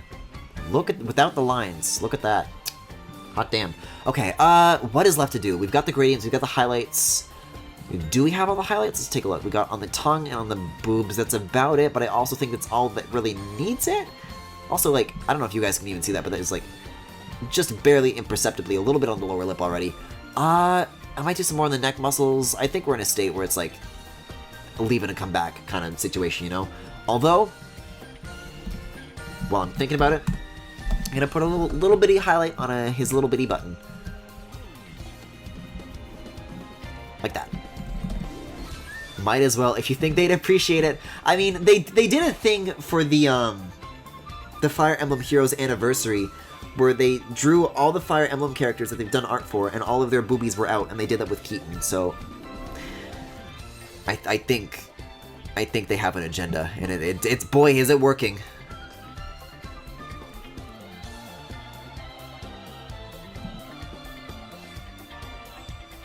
Okay, I'm gonna do one more thing, And I'm sure I'm going to say that 20 more times. But you guys let me know if you want me to look at the art now or during Animal Crossing, because I don't know if I saw any answers or if I just wasn't looking at chat. But I'm just about wrapped up here, so please let me know now.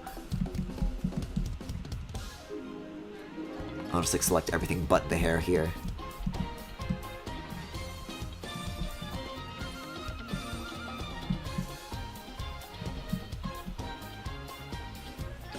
Oh god, what the fuck? Oh, oopsie.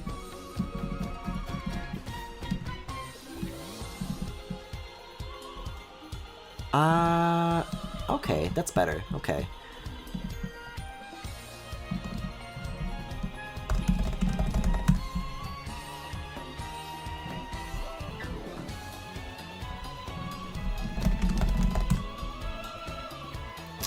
I'm gonna have to do this in two things. So, light for shading, dark for shading.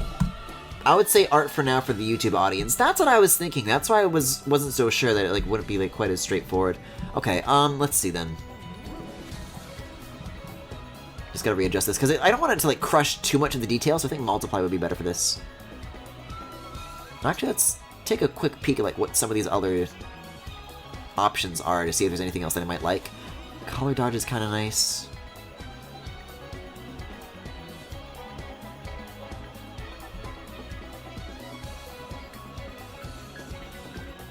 Whoa, divide looks bizarre.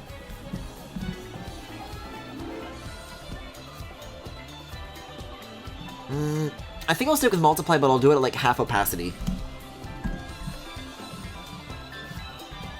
Or maybe just not do it at all. I don't know. What do you guys think? I feel like it removes a lot of the detail that I wanted to keep in for the fur. And it still has a pretty good, like, rendition of light and dark, so I don't know. Like 25. 25 is salvageable. I'll stick with that. As for light fur, though, maybe also 25 with standard on.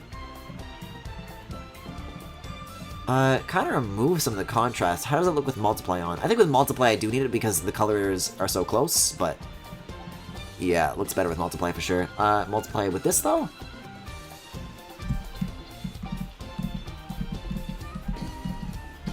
Yeah, that doesn't interrupt the bright areas too much. Okay. We are saving. We are making a clipping mask. Eh? Oh, we gotta do it with the gradient as well. That's okay. There we go. And now the eye.